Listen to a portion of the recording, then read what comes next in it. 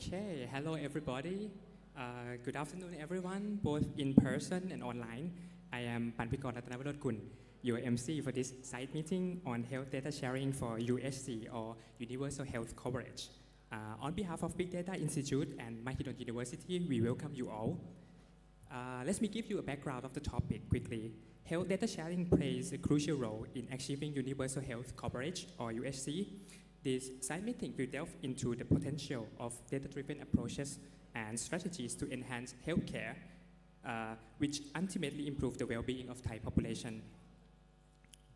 Our keynote address for today will be delivered by a distinguished expert in the field of e-health, Professor Peter Ross MD, Ph.D, Professor of e-health and Head of eMedLab from Estonia, which will share insights on the Estonian model of health data sharing and its impact on healthcare delivery. Following the keynote session, we will have a brief Q&A session. To submit questions, please feel free to scan the QR code on the screen. This method applies to both in-person and online participants. To streamline the Q&A process, we kindly request that you submit your question through the QR code instead of posting them on Facebook Live. Without further ado, please join me in welcoming Professor Peter Ross to the stage for his insightful presentation. Thank you.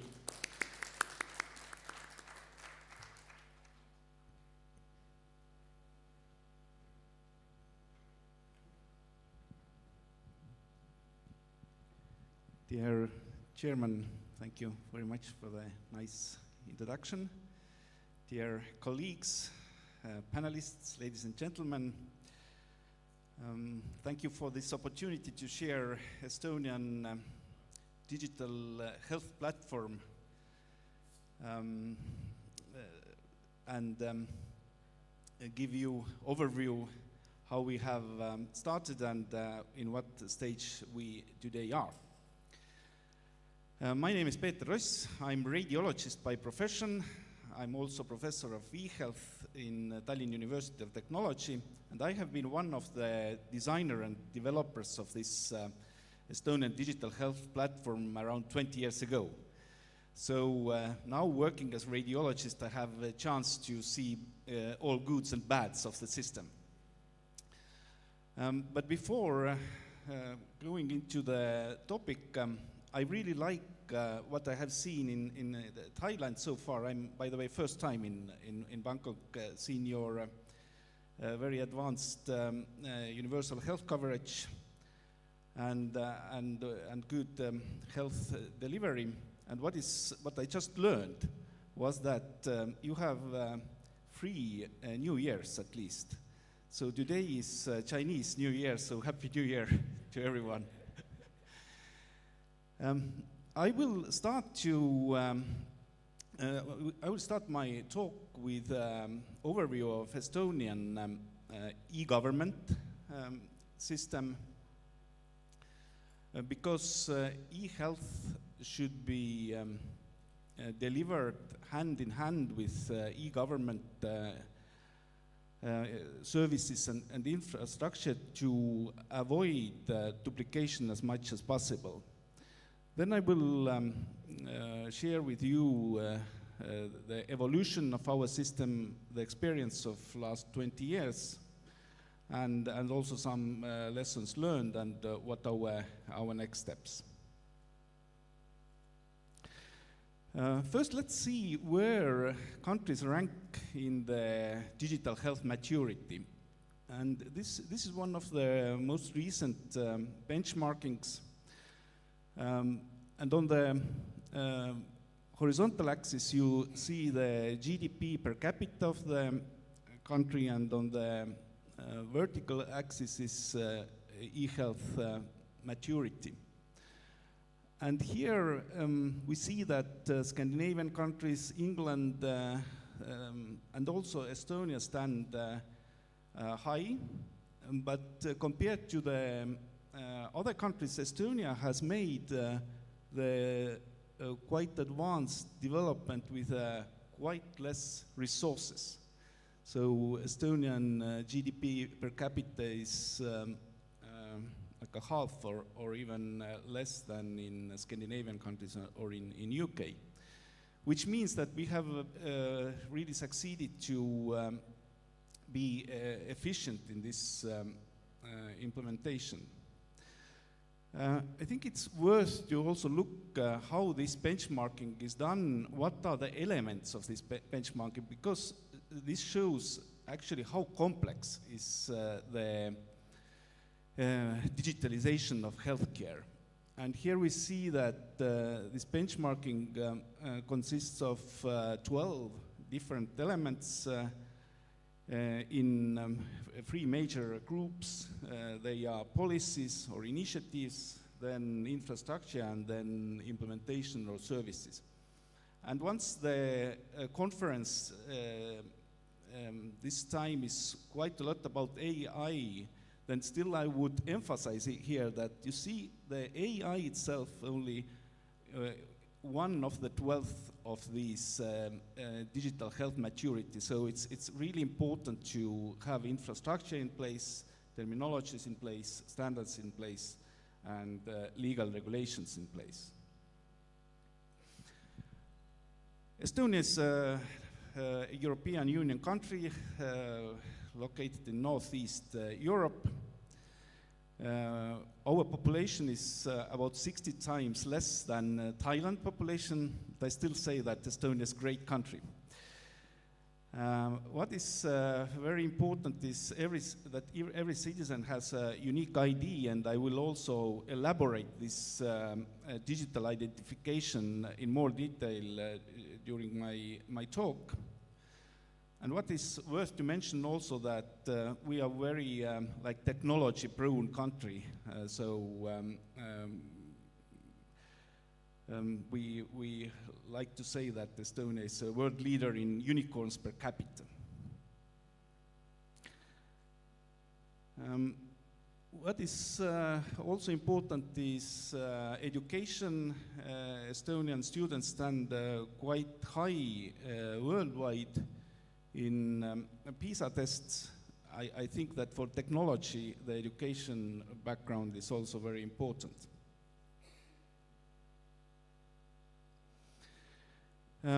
As I mentioned, we shouldn't look digital health without understanding the general digital infrastructure of the state or country. And Estonia has been very successful in implementing different e-services. As you see, most, or at least almost all public services which are on paper are also online. The marriage should be physically conducted. This is one of the few services, but all others are could be also digital. Our tax declarations are made almost 100% online. And Estonia is the first and so far only country where you can vote your local government, your national government, or EU parliament online. And half of our people are casting their votes over internet. Estonia has also e-residency possibility, which means that any one of you could use e-services of Estonia if you have granted with e-residentship. The only thing what you won't get is the citizenship. You can get only residency. Okay. Let's then look a bit more technical things of Estonian e-state. So this figure represents e-state architecture, and here are two very important features. So these different databases represent here digital databases of different public or private institutions. And the concept in Estonia is that the data should stay where it is generated, meaning that there is only one vehicle register, there is only one population registry, and if you need this data for developing any other service, you just query this data from the databases. So this is one thing. This data must stay where it's generated. Second is that this infrastructure is provided all residents and all institutions. So it's provided by the state, and the concept of it that anyone could create their own e-services based on this architecture, but they have to use secure identification methods. So it's a kind of secure second layer of data exchange or internet. And X road, what we see in the middle, this orange one, this is nothing physical. This is data exchange layer. So only messages are sent through this environment, and this makes the system very secure. So there is actually no single point of failure where what you could attack, and therefore also we have been quite successful with any kind of cyber attacks.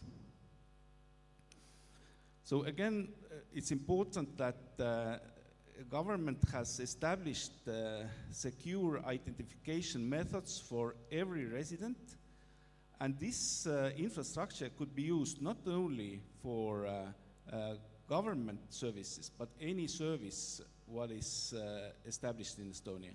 Among of them also many healthcare services.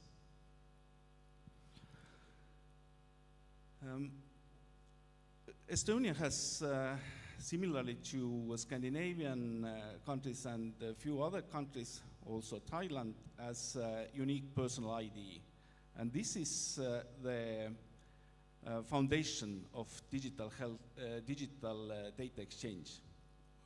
Our ID code consists of 11 digits, and these are the most important identifiers in an e-state.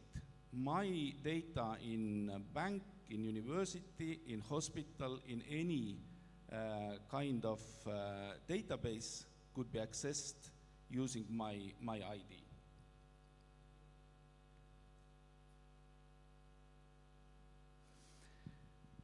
What we have actually in the this ID card are nothing but photo, name, gender, ID code, and then 2 cryptographic keys. And this is very important.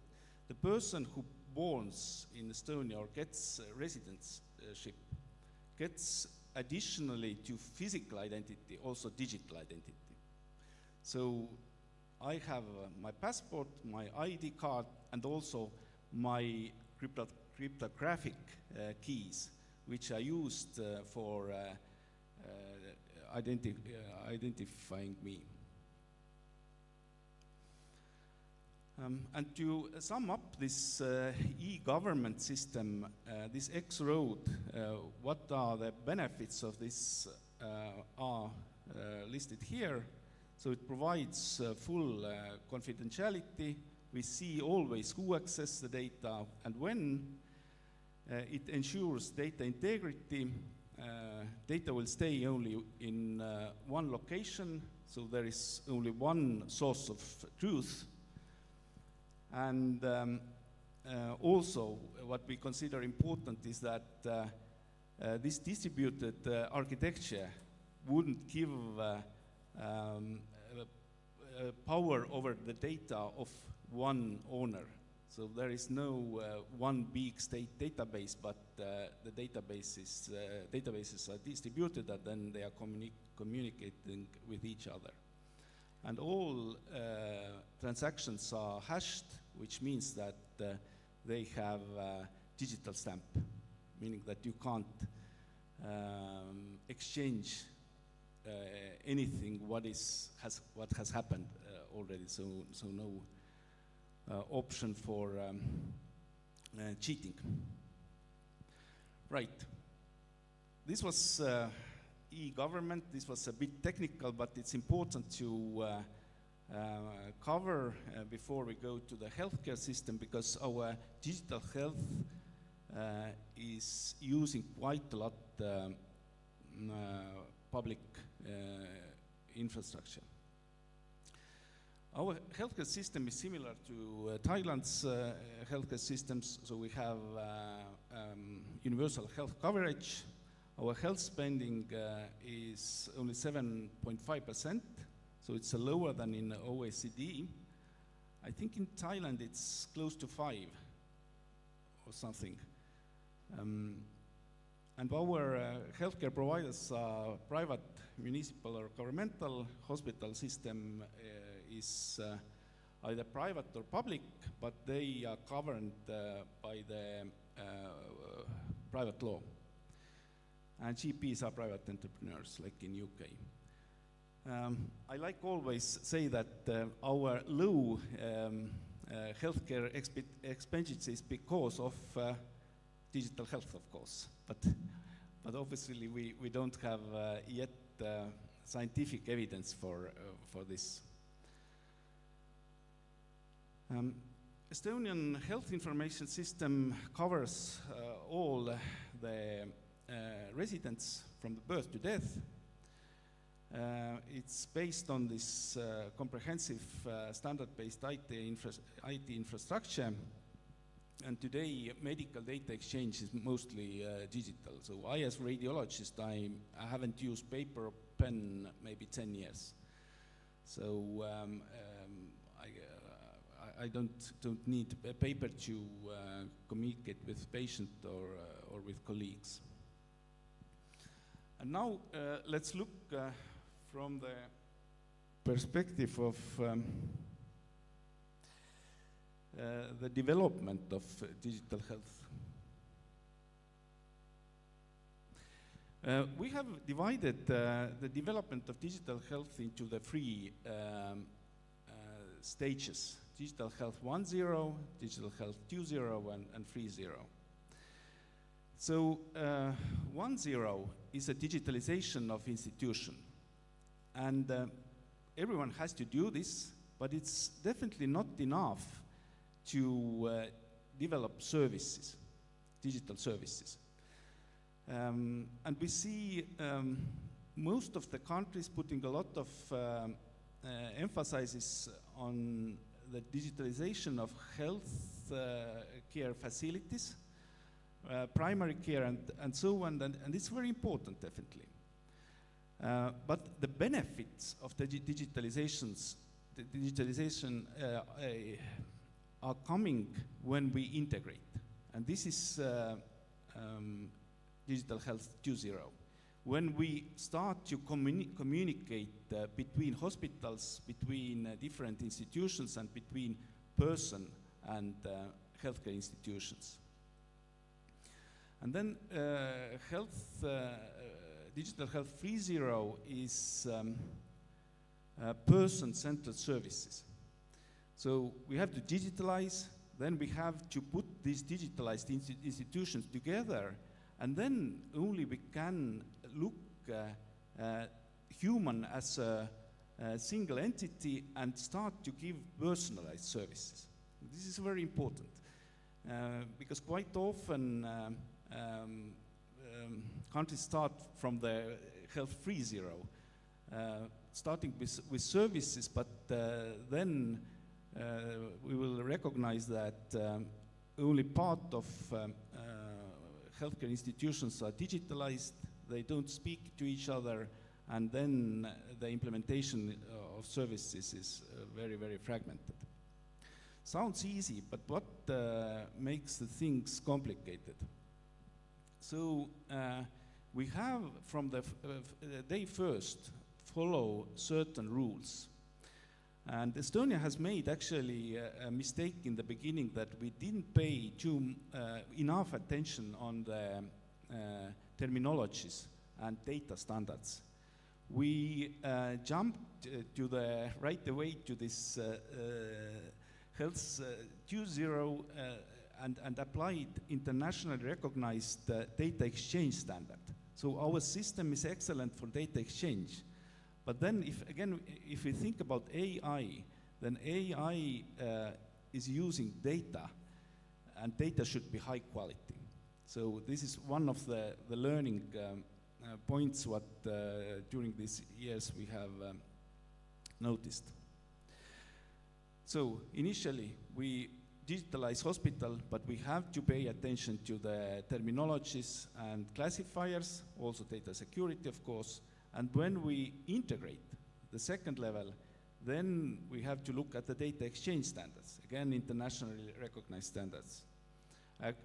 Agree about accession rights and data privacy. And I've heard that accession rights here also are of very high importance. Who and when could have access, and how the data is shared among different parties. And then Health 3.0.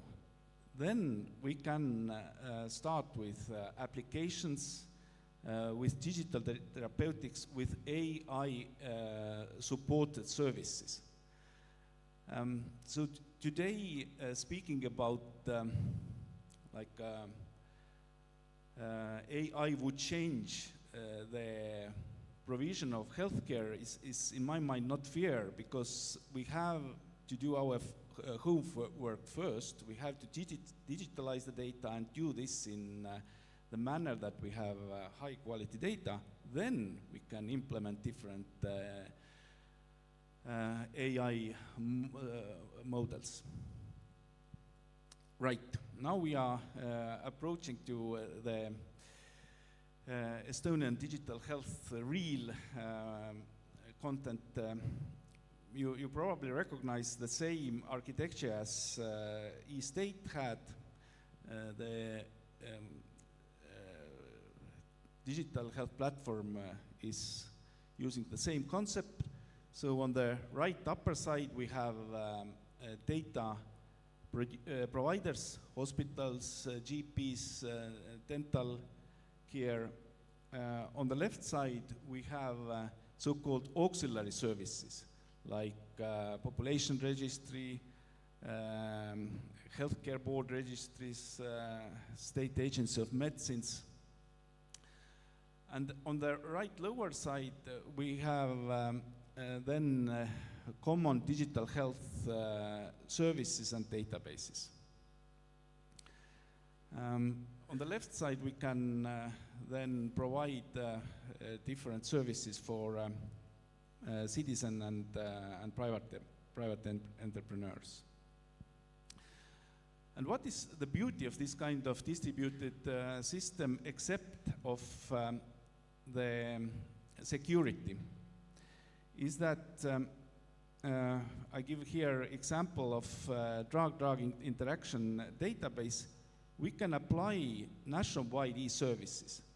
And this is example of one of the services what we now using daily. It's a drug-drug interaction database.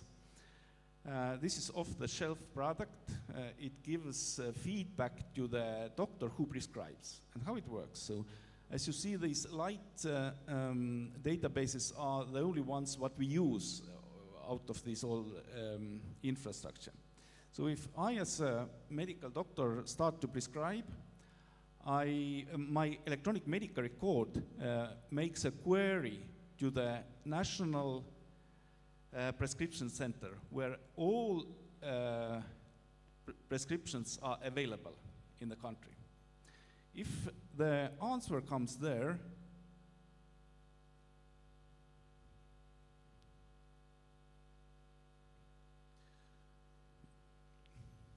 it works, does it work?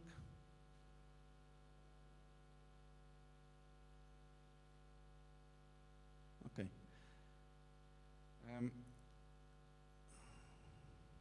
Are you advancing it? No? But this doesn't work. Okay, now it seems to work. Okay, if the answer comes no from the database, meaning that there is no prescription in the central system, maybe I should advance with some, because this doesn't work. Okay. So if there is no valid prescription, it means that this patient has no prescription and I'm free to prescribe. But if there are some valid prescriptions already, then the prescribed medication and the previously prescribed medicines are sent to this drug-drug interaction database, and the alert appears in the electronic and medical record of the physician. This is nothing new. This is used for decades worldwide, this kind of service, but it's used in the hospital-based. None of the systems allow to use it countrywide. But in this distributed system, we can apply these kind of services for the whole population. We have looked how many actually alerts a day physicians get, and this is unbelievably big number. This is, in Estonian case, it's about 10,000 alerts a day. And if you imagine that these are the alerts of what quite many could be dangerous for the patient, then it's really a matter of healthcare quality. Similar setup, but I won't explain it in more detail, is for instance for getting a driver's license health certificate. Again, you see that there are only few databases what are used, but the idea is that you can apply for a health certificate from home without any appearance physically, and you get your driver's license then by post, so it's very convenient. How many of you in the audience are medical doctors? 1, 2, 3, 4, 5. Good. Now I give you one example of patient summary, what we have applied in Estonia a few years ago, and even we have used this nationwide system for more than a decade. Then this patient summary is something what our doctors say that this has changed their life really remarkably. And the idea of the patient summary is that we present on the desktop of the physician in the electronic medical record different encounters and different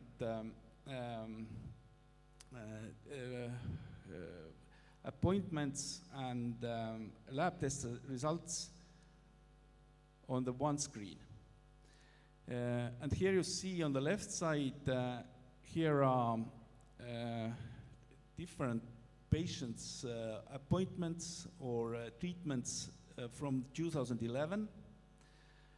So I at once have a full overview of the history of patient.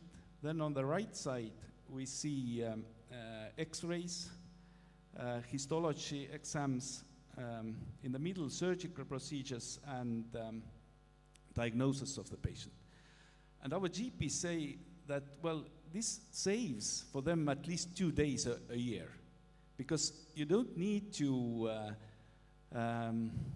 query for paper documents from other hospitals. You don't even need to query online documents, but when you make a request of patient summary, you get the full overview of patient events. And once the system is integrated, then we can, like in this case, there is some kind of alert. We can follow what kind of alert it is. In this case, I have example of allergy. So we click on the allergy diagnosis, and then we can see until the final lab test. Can you advance again? Yeah. To see each and every lab test result and also medication what has prescribed to patient. And now if you think back to this drug-drug interaction database, and you see this medication list and the timeline of the medication list, then I think it's very, very well illustrated how the system works and how important it is to get these kind of alerts, because people have several drugs and they could be prescribed by the different doctors. But in this case, despite of the place where the prescription is issued, then you get a full overview of the patient's history. Right. Then let's look how our system has evolved. We started in before 2000, and we started with electronic medical records. So no integration. You remember this is Digital Health 1.0, and the problem there was that each hospital had their own system, and they didn't use the same standards. We were lucky to have universal health coverage and one responsible organization what was responsible for claims management. And claims management actually was the first nationwide service what was implemented in the country. And this is another learning aspect that it's important to start the service what will cover the whole area, the whole state or whole country, and it shouldn't be like something big or something very complicated, but we have to go through all the stages of this service development. And if, like in our case, when the claims started to be changed electronically, then each hospital, each GP saw that, okay, we can handle computers, we can work with computers, and also the reimbursement of claims remarkably speed up. Then in 2005, we had all our prescriptions electronically, and then our digital health system was launched in 2008. Obviously, we had several problems. We have a lot of resistance from the doctor's side and so on. But again, once we had implemented these services step by step, so one service is done, like prescription is done, then let's take patient summary, next and next. Then today, as is stated on the right side there, our ministry has problem because our doctors and nurses ask more digital services that they could provide. And this is very rewarding, of course, from the developer's point of view. A bit about the content. So what we actually exchange in this system, we exchange data, different documents, we exchange services like prescriptions, referrals, and we have also cross-sectoral services like health declaration for driver's license or working incapacity assertion. So when you can't work, then also this, because of the health reason, this information is exchanged between the ministries. And now we also have started cross-border services. So for instance, this e-prescription. I didn't mention that Estonia has 100% of e-prescription coverage. We don't have paper prescriptions at all anymore.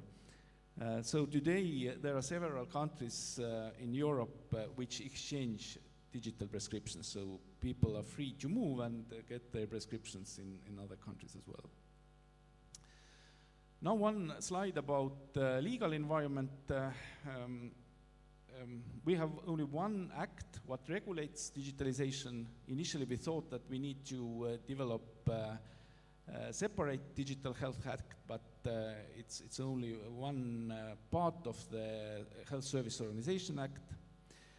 What is very important that all healthcare providers by law, they must send certain data into the health information system, and this ensures the data integrity. And Estonia has applied opt-out concept of data storing and capture. And of course, citizens can then access online their own data, declare their intentions, and see logs. Few slides how I as a person see my health data online. And again, this I as a person see the same data as a medical doctor does, different appointments, and see even the summaries of my cases. And what is very important is that I can see logs. I can always see who and when have looked at my data, which makes the system really reliable. These are some figures about the implementation of the system. So in 2012, we made some statistics who are using actually patient portals. And we see that these red bars are actually ladies. They are ladies between 20 and 40. And this doesn't mean that Estonians ladies between 20 and 40 are, have health problems, but they are the users who are planning their family and they want to see their health data. So this is a nice example that we also have to develop services based on the customer needs. But already in 2015, you see that the men have also started to use the system, and now we see that more and more than also elderly people are using. This graph shows the use of the central system. The green one is the number of documents in the system. The red one is the number of queries of doctors, and blue one is the number of queries by people. And you see, again, it's quite rewarding that that the system is not built only for medical doctors, but main users are citizens. Of course, if you look at the year, then it's COVID time, and the peak blue line went up obviously when we had these lockdowns. 1/5 of Estonian population's genome is sequenced, and I as a genome donor have also access to a genome portal. So I see some summaries of my gene findings, and this portal informs me about risks of cardiovascular disease, risk of diabetes, informs me how quickly I metabolize caffeine, but also it shows some pharmacogenetics. So and this is important because in that case, for instance, it's certain antidepressant, but is metabolized faster than average because of the certain gene. Okay, now I will start slightly to sum up my presentation. We have listed here 9 key components of successful implementation. Take it or leave it, but it's important to have a vision, strategy, and clear governance. Of course, financing should be there, legal clarity, but also decision about opt-in, opt-out, like access rights, and last but not least, standardization.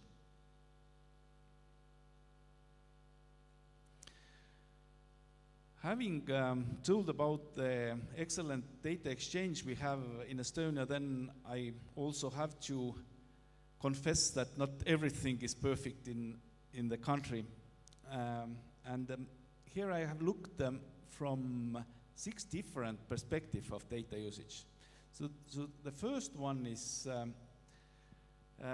provision of healthcare services, and as we saw, it's really well advanced and digital. So no need for paper. It's integrated. Many new digital services could be applied there. But then from the hospital manager's point of view, still Excel files are in use, still quite separate systems are in use, so the system is not so perfect. From the researcher's point of view, again, our Institute for Public Health, or CDC in local terms maybe, or is still using quite a lot like a service and not automatic data capture. Then government and political decisions are quite rarely made on the based on this digital data exchange knowledge.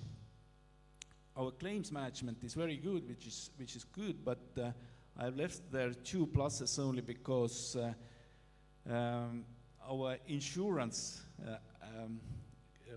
has arranged very good claims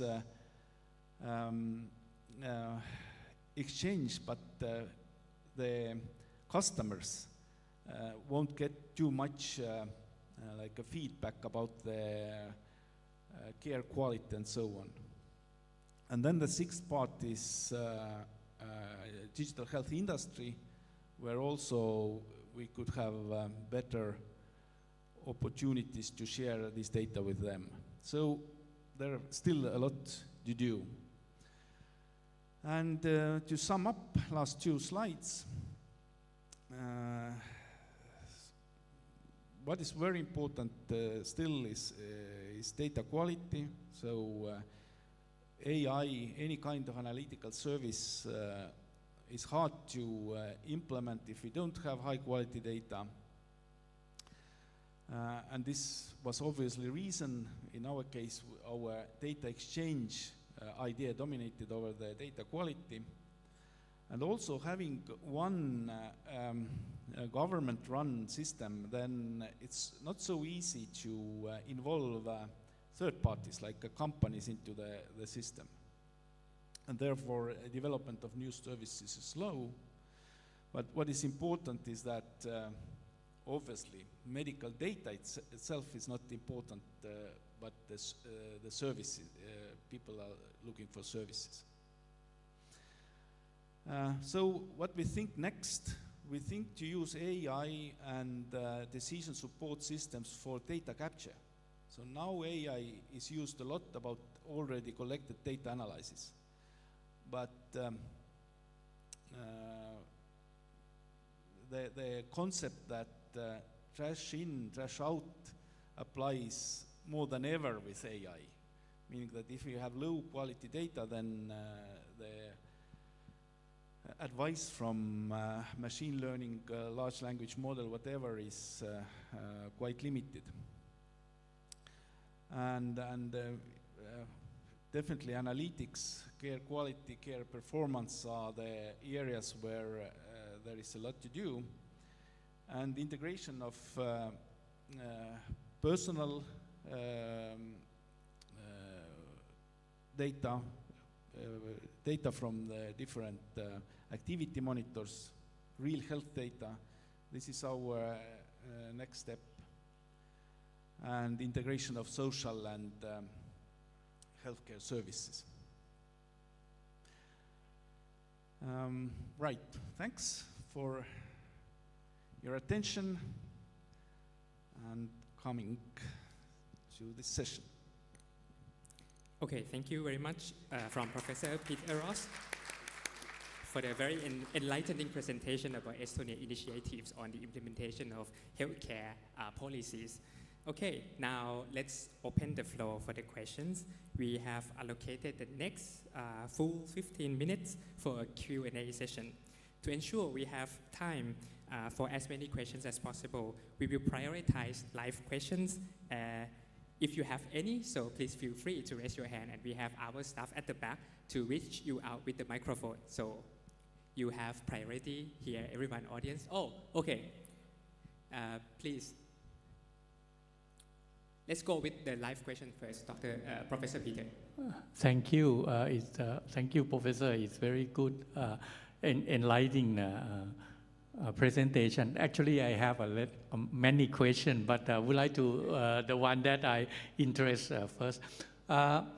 You talking about the provider and patient are really benefit for the patient summary, right? And then it seems like this it maybe motivate people to adopt this kind of the electronic National Electronic Health Information System.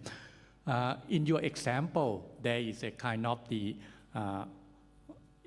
not all the visit have the patient summary. So my question is that who do the patient summary, the provider or someone? Because in your example, it's not every transaction or every visit do. Another one is that the share data. It seems to me that there is some part of the data is shared, but you mentioned about the centralized and federate, and you want to have the one tool, something like that. So the question is that in your system, for the share data, is it centralized or it designed as the federate? Thank you. Thank you very much. Very, very good questions. I will start from the second one. You have excellent observation. So you're right that these medical databases like prescription center or EHR, electronic health records, also PACS, Picture Archive and Communication System, they are central. This is legacy. And legacy because 20 years ago, we thought that we have to have, we have some time-critical services, and we didn't rely on the internet communication. So certain services we decided to have centrally. But if you think about prescription, when prescription is issued, then prescription is issued using this distributed federated system. So issuing one prescription, my electronic medical record makes online 5 queries. And this is always like this. So you are absolutely right that there are some central services what exist, which are not in line with the state concept. And this is because of we scared a bit that they are so time critical, these medical data exchange, that we centralize this. Now we look as a new generation electronic health record, we look fully distributed system. So thanks, good observation. Then the first question was about the patient summary. And patient summary is based on the HL7 standard. You probably know this is a international data exchange standard, patient summary standard. Yes, exactly. So it's and the summary is composed online. So it's online. This is the beauty, that it's not any of the electronic medical records or any of the providers, but each electronic medical record has a HL7 query of patient summary, and then medical record makes queries from different database and presents the summary on the screen. And that's why our doctors are so happy, because formerly, even with fully accessible documents, it took time. Like me also, as a radiologist, I see there is no left kidney. Where is left kidney? And I start to click, okay, here there weren't kidney, oh, there was kidney. So there should have been some surgery between. But now I see right away, okay, left kidney surgery done 5 years ago, no need for looking where it has disappeared. Thanks. Yes, thank you for the nice presentations.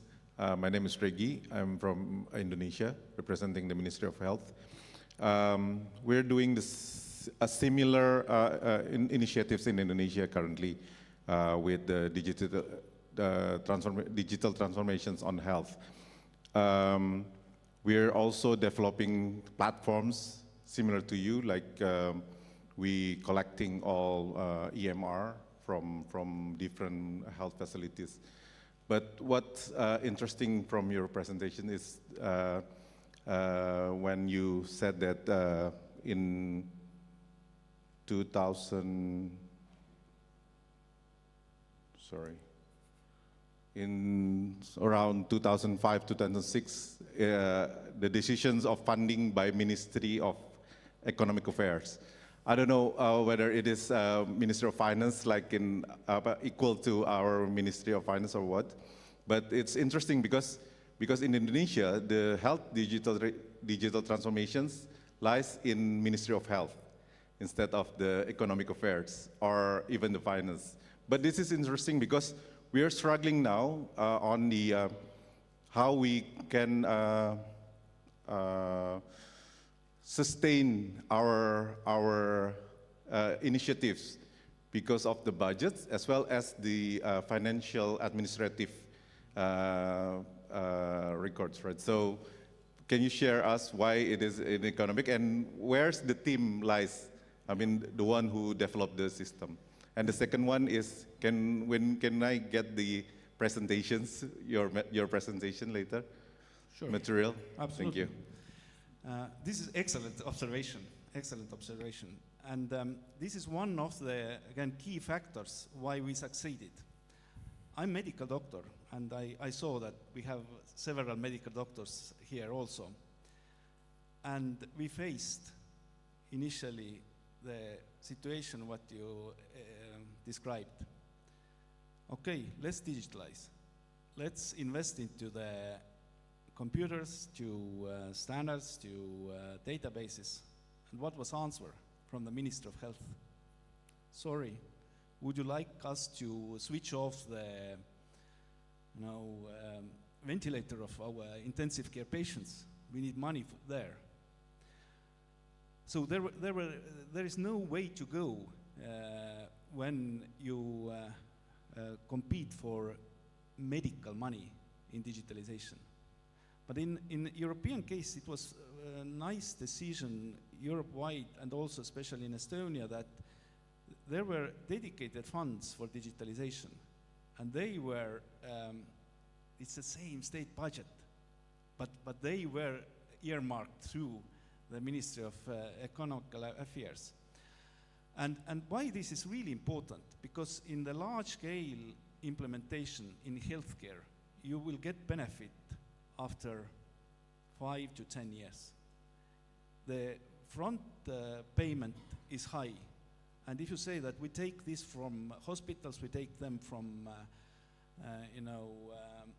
medical doctors, you are dead.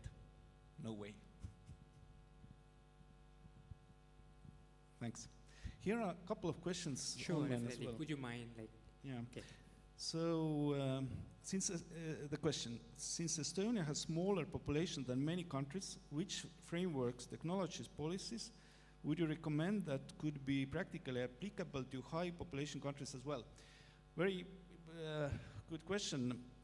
So what we have seen internationally, that it worth to digitalize regions. You are like where the countries where the bigger countries where I have been consulting population of maybe 40 million people.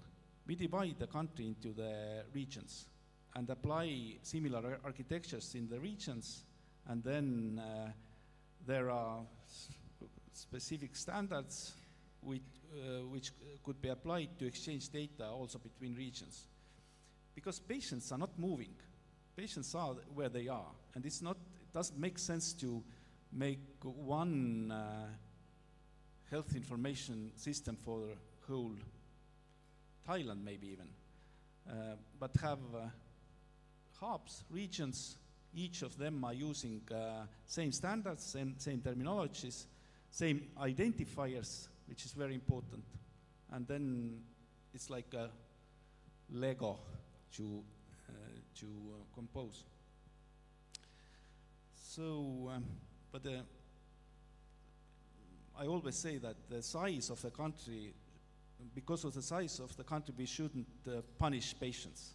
So if you have a bigger country, the patients need the same help.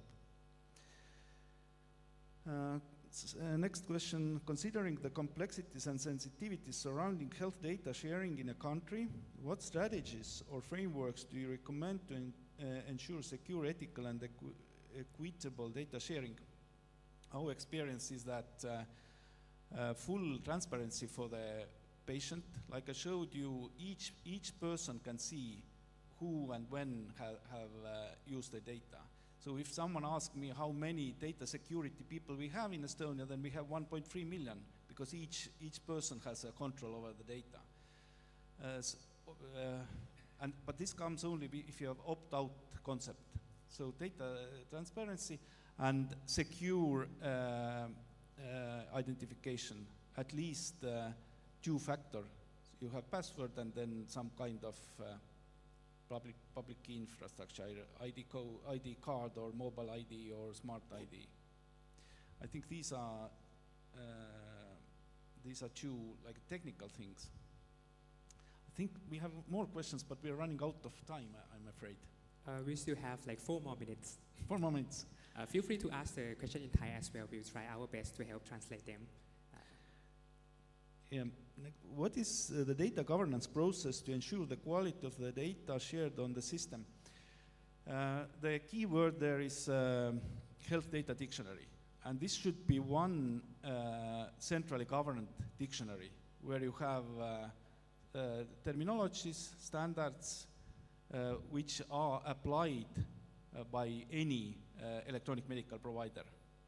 Again, in these systems, there is no democracy. You have to agree about internationally accepted terminologies, classifiers, other taxonomies.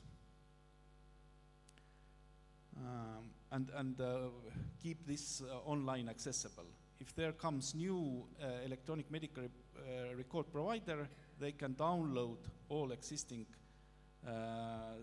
terminology standards, what they need, and everyone will, everything will be integrated.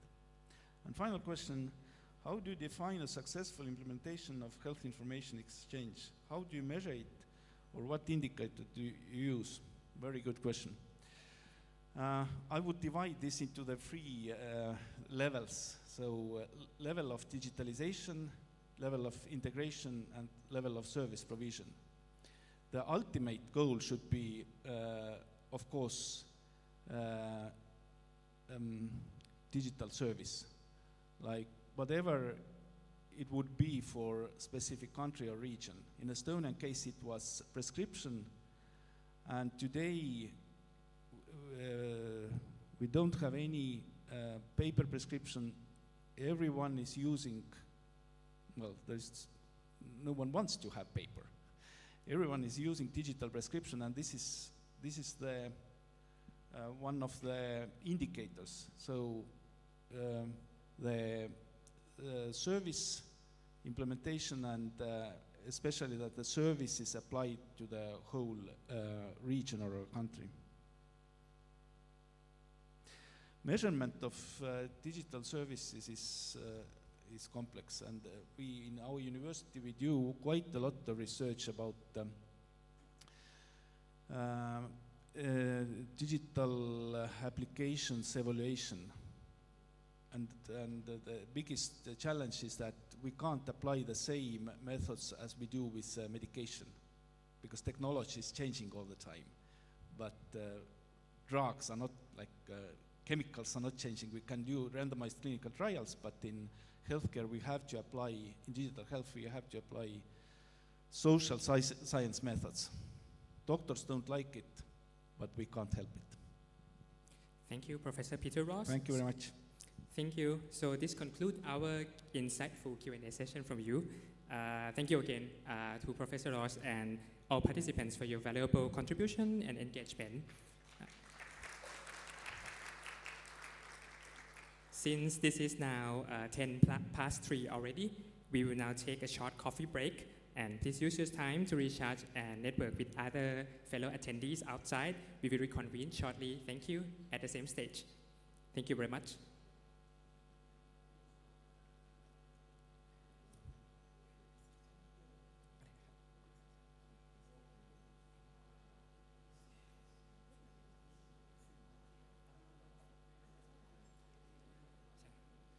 So our break will be from until like 3:30. So yeah.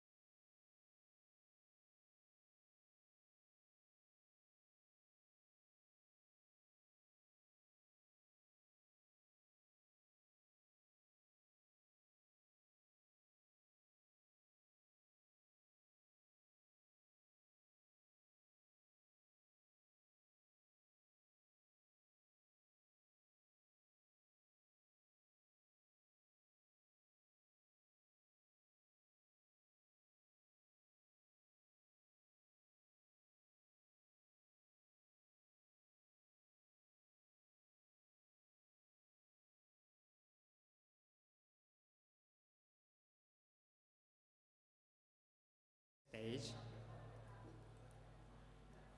ไปทำ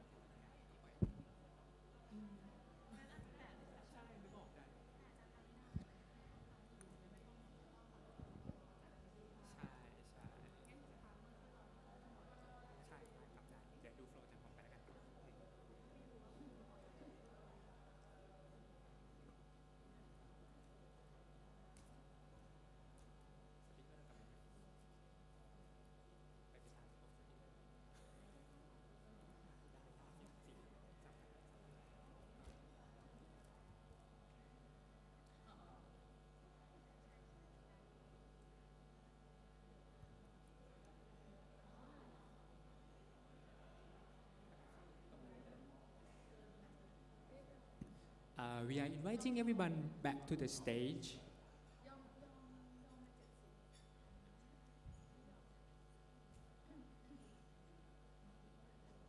We are going to start the session soon, by the way.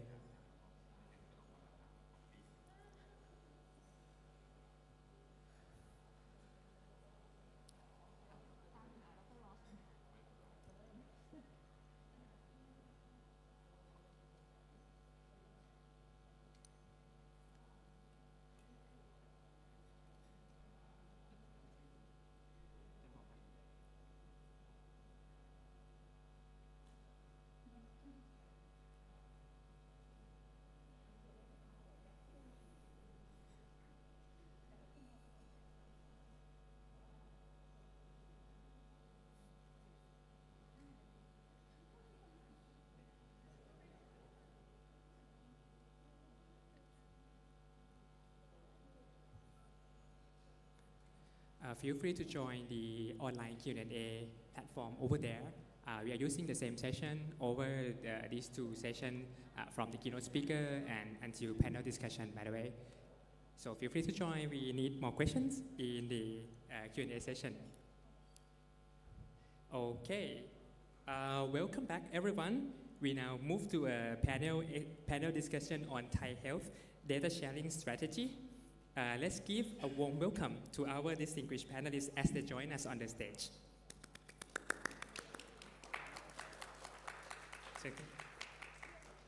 Okay, let me introduce everyone. First, Associate Professor Thawida Kamolwet, Deputy Governor of Bangkok. เชิญเลยครับ Okay. So let me introduce everyone from here before they proceed to the stage, though. Next would be Associate Professor เชิดชัย นพมณี จำรัดเลิศ Vice President for Information and Digital Transformation Mahidol University. Next would be our Professor Peter Ross again, Professor of eHealth and Head of eMedLab from Estonia. And then Dr. จเด ธรรมทัศน์อารี Secretary General National Health Security Office NHSO and finally acting as both panelists and our moderator for today's discussion please welcome Associate Professor Thirani Ajalakun President and CEO of Big Data Institute Ministry of Digital Economics and Society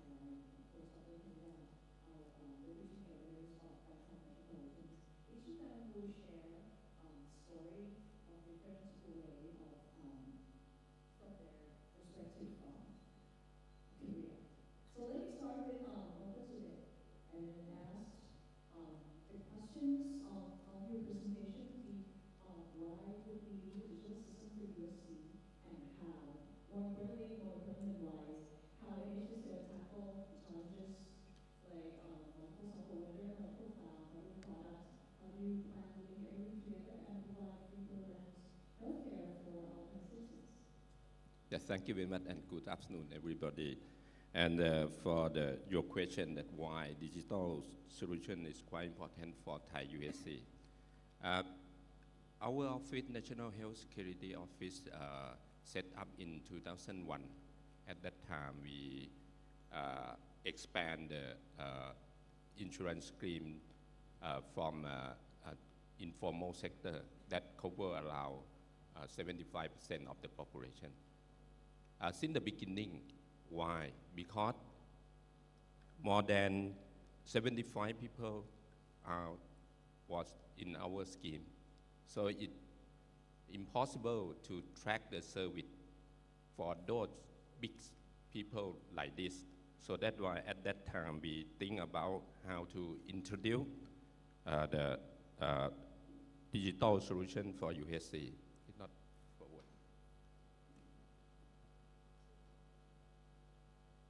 Okay. That is one reason that because we have a very big people in our scheme, so it cannot be tracking the service if you try to use any system. So at the beginning, we try to decide to use the digital platform to do this. And another reason is that because every year we have around 180 transactions for claim. So it is impossible to use the paper claim at the beginning, 20 years ago. So at that time, we decided to use that we cannot use paper, we have to move to digital. That's why we, since the beginning of the UHC, we set up the digital implementation at that time. And also, to incorporate digital solution for the UHC, we hope that if we can use the digital, we can improve accessibility, we can monitor accessibility, we can monitor the service since the beginning. This is why we use this kind of thing. After we think like that, we try to, I think it seems like Estonia that we are lucky that we have the ID system. The ID system does not belong to NHSO. It belongs to Ministry of Interior. They set up since 1943, and they digitalized it in 1982, 20 years before we introduced the UHC. So that at the beginning, we think that we have to have some ID system to link everything for every people at the beginning. Otherwise, you cannot track anything. So we are very lucky. I just came back from Philippines, feel hell that they are still struggle about this to set up the ID system. So I think this is the beginning. If you want to implement the big scheme like this, you have to find how to set the ID system. Maybe we did not similar to Estonia that they design better than us, but we are lucky that we have ID system that we use since the beginning. We have 13 digits. Everyone in country, when they born, they have the different number, 13 digits. They have the different meaning between the digit and digit. This is the quite important foundation for implementation of this. That we try to implement it since the beginning of the UHC. And after we developed the UHC, we called 30 baht scheme at the beginning, and even last year we tried to introduce 30 baht can go anywhere. IT system is quite important. Otherwise, you cannot track that whoever want to go anywhere. So you have to decide to compile this initiative from the policy to try, because we know that even we have the ID system and database not enough, we have to link the data, because if you allow people to go anywhere, you have to know you have to set the system where they go, because you have to pay to pay them anywhere they go or something like that. Or if they go to anywhere, the provider in different place have to know what the service that the previous provider provide. Otherwise, you have the provide double treatment or something like that. This is quite important for policy, that even we have policy initiative, we have to comply. So that's why we try to introduce that we have to link the data together, all the provider. This is the idea after we have the policy. And also we try to, because we have the system, we have the idea, we have the policy, that we have to mobilize our system to link together to help us to achieve the policy objective. The ID system had to transform the healthcare service. It enables patients to go to anywhere, integrate seamless service, referral system, reduce unnecessary transfer, or simplify doctor appointment schedule, and many things. It also provides accurate verification. Because you have the ID card, you can track the ID. You set the ID into the machine, you know that where they go. This is like a audit system, and also the control system that no one utilize more than necessary. And also we can facilitate another initiative, because we know that if the policy allows anyone go anywhere. Normally they go to hospital. But we try to strengthen our primary care to introduce other service like drugstore, nurse clinic, doctor clinic. We have to set the system that patient can go anywhere, use the ID card, put it in the machine and know that they get the service and link the service to the database and provide the database to other. Otherwise, they congest to the hospital. This is the idea that we try to use the IT or data to help us implement the policy. Thailand has also experienced more to show that digital technology is quite powerful catalyst for our system. We can create the system or UHC in a more efficient and resiliency under this digital technology. So let's make sure that we use this kind of thing to help us to mobilize or move policy even in the UHC in Thailand. Thank you. Thank you very much. So having the data linked together in medical importance and with clinics and with pharmacists, we have a system of helping that is decentralized, similar to what Professor Ross said earlier, that has to go together. And I think having programs and having digital systems like this will help strengthening primary care and improve health access to a lot of facilities. So after Dr. Twit has mentioned what system was available under NHS in Thailand, maybe I'll ask Dr. Ross next.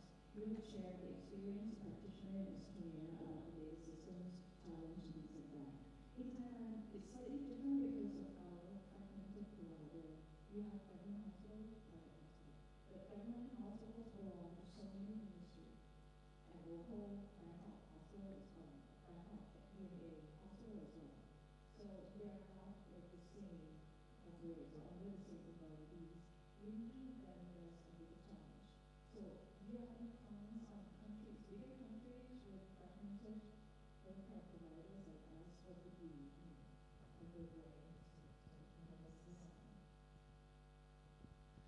Yeah, thanks for this question.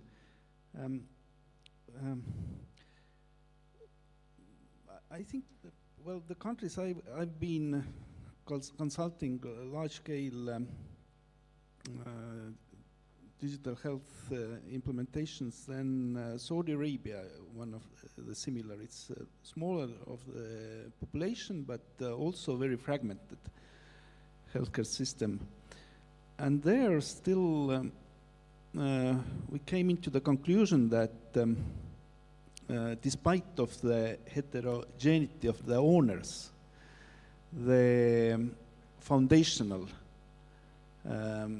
aspects should be in place. And you already mentioned standardization terminology. It actually doesn't matter if the hospital belongs to the Ministry of Internal Affairs or Ministry of Health. The symptoms are the same of the patient. The diagnoses are the same.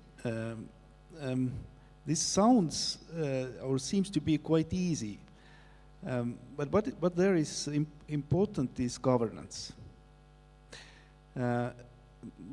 Maybe ICD-10 is one of the classifiers what is well known everyone, and even if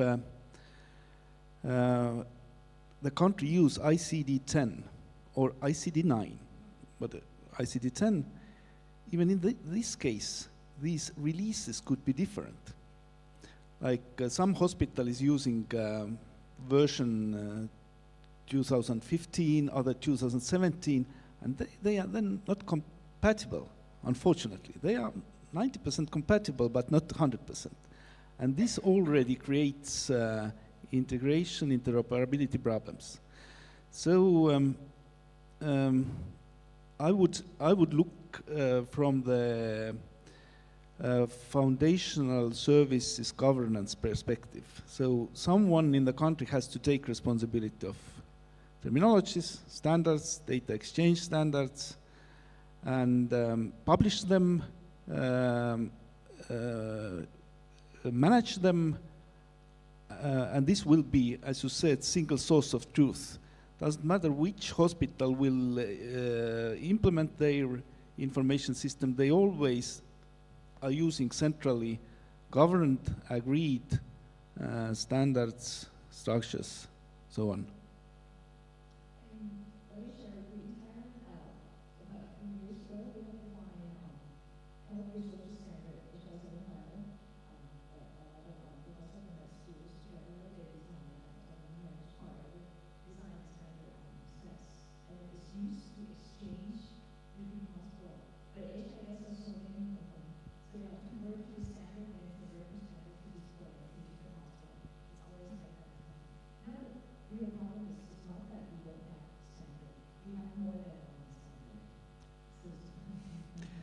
Well, what is I'm a believer of democracy, but in IT there is no democracy.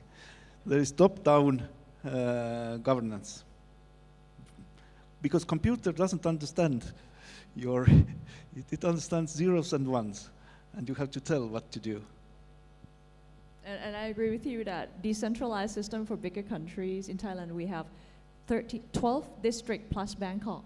12 health district plus Bangkok. So 13 of them. They could have different standard, but then there should be like a central standard that everyone used to exchange across health districts. So that's the first steps. And then protocol of how to exchange, things like that, I guess, would be something. We don't have something like a central prescription, per se. That would help a lot. And we do have PHR systems, but I don't think it's like patient summary that Estonia does, because PHR also, so many hospitals has their own PHR, so it's like I said, there's more than one of everything in Thailand. So is that something? But again,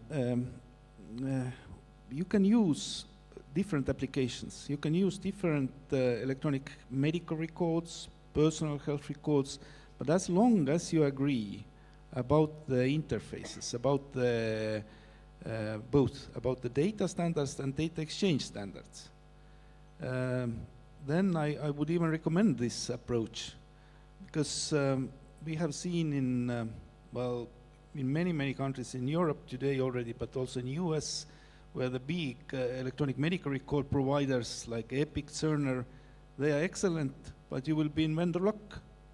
You will be fully vendor lock, meaning that you have to use the system then next 10 years, and you pay a lot for this. But this is should be informed decision how to proceed. Right. Yeah, I totally agree. One thing that you mentioned in your slides and we lack is that law, the Digital Health Act, that forces everyone to link to one of the systems available in Thailand, and then we can build like an X-road type health that links every system together. So we lack that. So not having that one act that says everybody has to do this, make everything more difficult. How do Estonia started that? Is that like to have this one act that control everything? Well, I can share my experience. I was in the board of the eHealth Foundation when we had to decide, and definitely we started in a way that we have to have separate laws. Every doctor said that, well, you know, I'm a psychiatrist, no one shouldn't look my data, and yeah, you know, dentists shouldn't see gynecologist data. And so we started to somehow to design the system, but then we looked from the like a service perspective or person's perspective that of course we have to control, we have to have full control over the data usage, but the one and only controller of data should be the patient.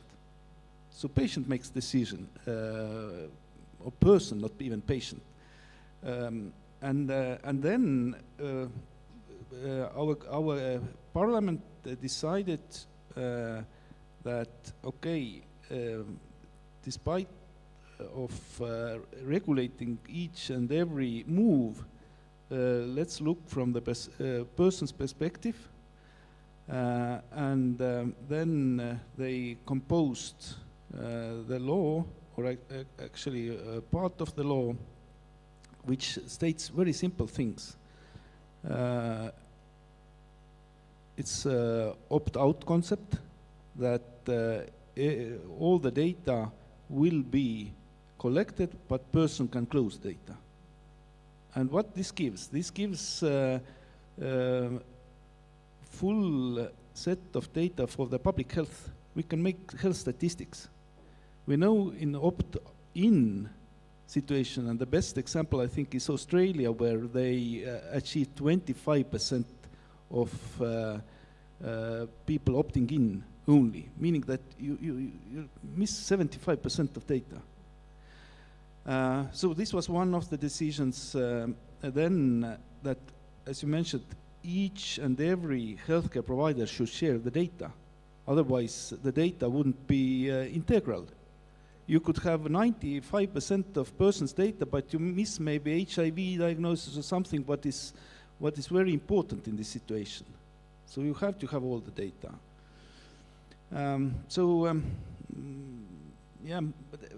Having been in really several countries as a consultant, each country has to make the decision based on their values, based on their traditions, and also the healthcare system setup. So there is no, unfortunately, one size fits for all.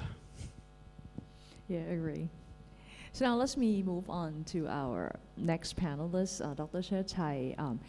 Since you're from one of the renowned med school, probably the top med school in Thailand, UHC's required personnel, from my understanding, is that we don't have enough medical doctors in the systems, in the loop of the whole country now. What is Mahidol's point of view in this? How do we create maybe health promotion, make people get sick less, or build more capacity so that we can serve people more? What are your strategies or using digital for that? Thank you very much for your question. Does it work? Okay. I think to answer this question, we would like to start the main challenges of healthcare in the future. I think it doesn't go. Okay. So everyone know that we have the challenges of maybe I have to of the aging population, because of the aging population, we're gonna increase the cost of the budget of the healthcare. You see 3 times triple, because TDI already studied in this. And also like a chronic disease, NCD costs a lot of budget and also require the healthcare services. And also the shortage of the healthcare personnel in the future is going to be quite challenges, especially the low birth rate in Thailand. And economy uncertainty and also in the environment. So that is the healthcare challenges. So we have to redesign our healthcare delivery or healthcare transformation. I call that this is a such innovation equation. That means we have to move from treating sick care to wellness or well-being. To achieve this, we need the data. The data from the IoT gene sequencing, and we use the AI to personalize health promotion, personalize prevention, and personalized treatment. And with this data, we can improve or increase the accessibility through healthcare everywhere services. Tele services need data. We cannot do the tele, just look at the face and ask simple question and then prescription. We need all the data. As you like go to the hospital, we have lab or whatever.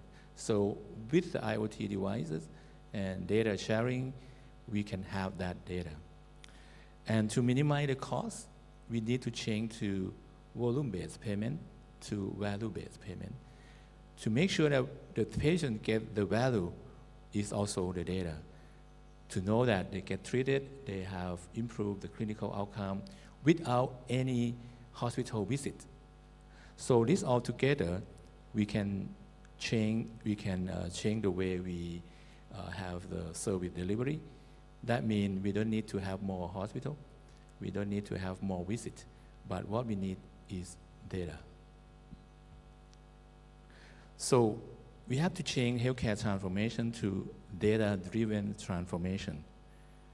Patient-centered revolution, personalized care, not just only treatment, but also prevention and health promotion. And decentralized care, healthcare everywhere. And value-based payment. So what we have done over the past 3 years, we try to integrate architecture with 3 key systems in Thailand that have HealthLink and MoProm. And we initiate what we call Health Tech. What the Health Tech mean? This is all the picture that we think the Health Tech can be the key to connect all these true mainstream to help improve, have the challenges of single source of failure or the patient the one who allow the doctor to see that information. The first one is that the HealthLink are serve as the platform, consolidate patient information, store and share into the single secure digital platform, and link with the hospital account, and link with the Thai Medical Council, and the patient consent, and this is the HealthLink. The second one is the MoProm. MoProm is the system that from the MOPH,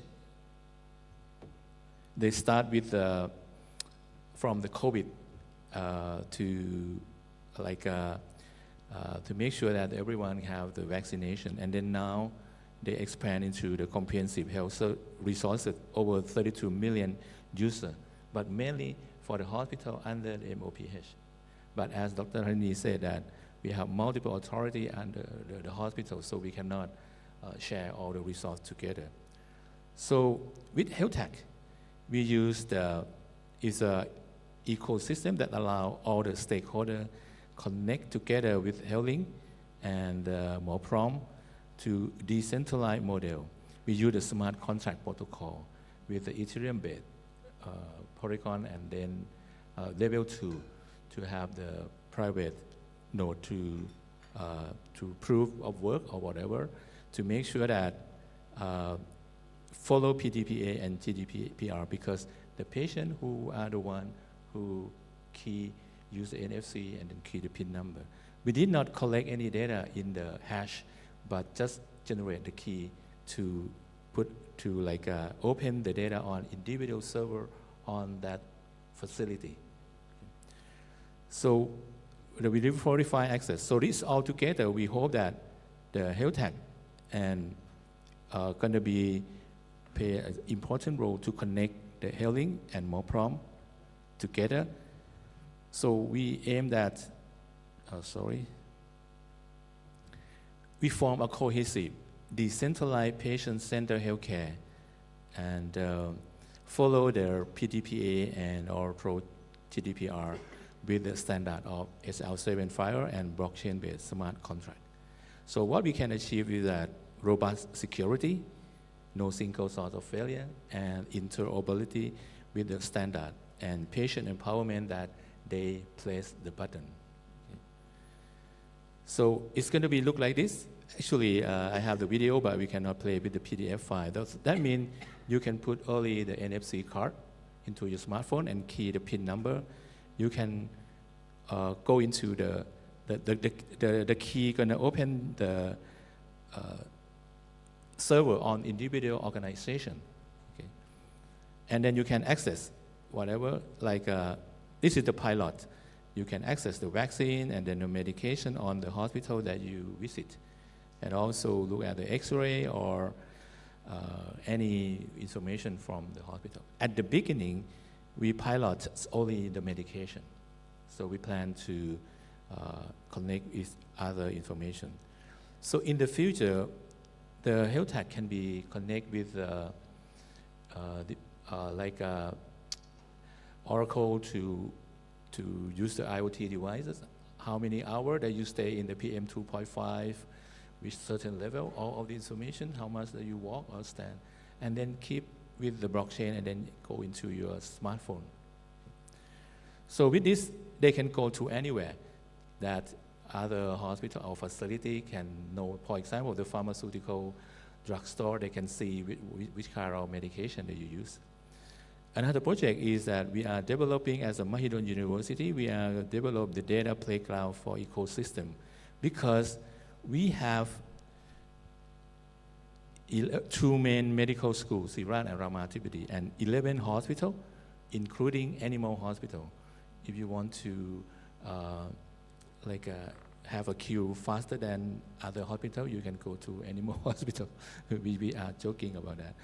And we have 7.2 million outpatient visits and 160 inpatient registered per year. So we have the data that we can make a centralized data and then promote exhibit the state-of-the-art AI data playground for the startup to develop the AI for healthcare. And also develop digital twin technology and AI-driven precision medicine and digital twin development to make sure that to aim to launch the Thailand first human digital twin research hub and develop the AI model with accuracy over 90% of prediction treatment. So in the future, we hope that the general practitioner can ask the AI avatar of the individual specialist about the patient diseases, and then they can give you the suggestion, right? So the second one is AI-based prediction, healthcare, and preventable medical platform. So AI can help individual people that next week you should run more or walk more or to eat durian less or mango chicken rice or something like that. So improve your behavior. So all of this, so all of this, we hope that we can transform the healthcare to data-driven transformation, patient-centric revolution, decentralized care, and value-based healthcare. So we hope that Mahidol University can drive personalized healthcare by integrating data governance framework, ensuring compliance with regulation through innovation, blockchain standard, and the patient-centric model to cope with the challenges that we don't have enough physicians. So healthcare everywhere can improve the services and also personalized treatment. Okay, thank you. Thank you so much. I totally agree that when we don't have enough medical personnel, it's important to have technology so we can strengthen primary care and reach out to more people.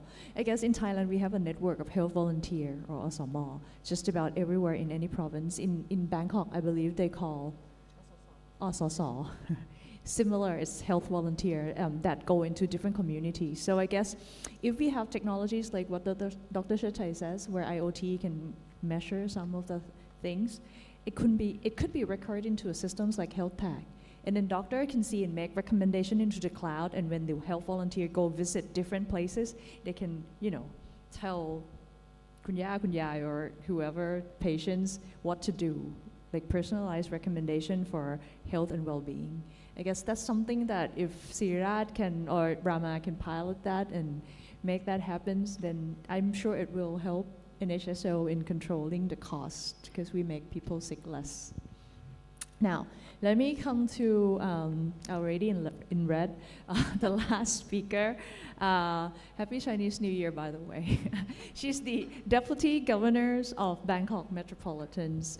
Bangkok consists of probably like 1/5 or 1/6 of citizens in the country of Thailand in one local authorities. So I'd like the floor to hear Bangkok current initiatives, future plan, key success factors, because Dr. Tawida is in charge of health sector under BMA as well. So please hear from her.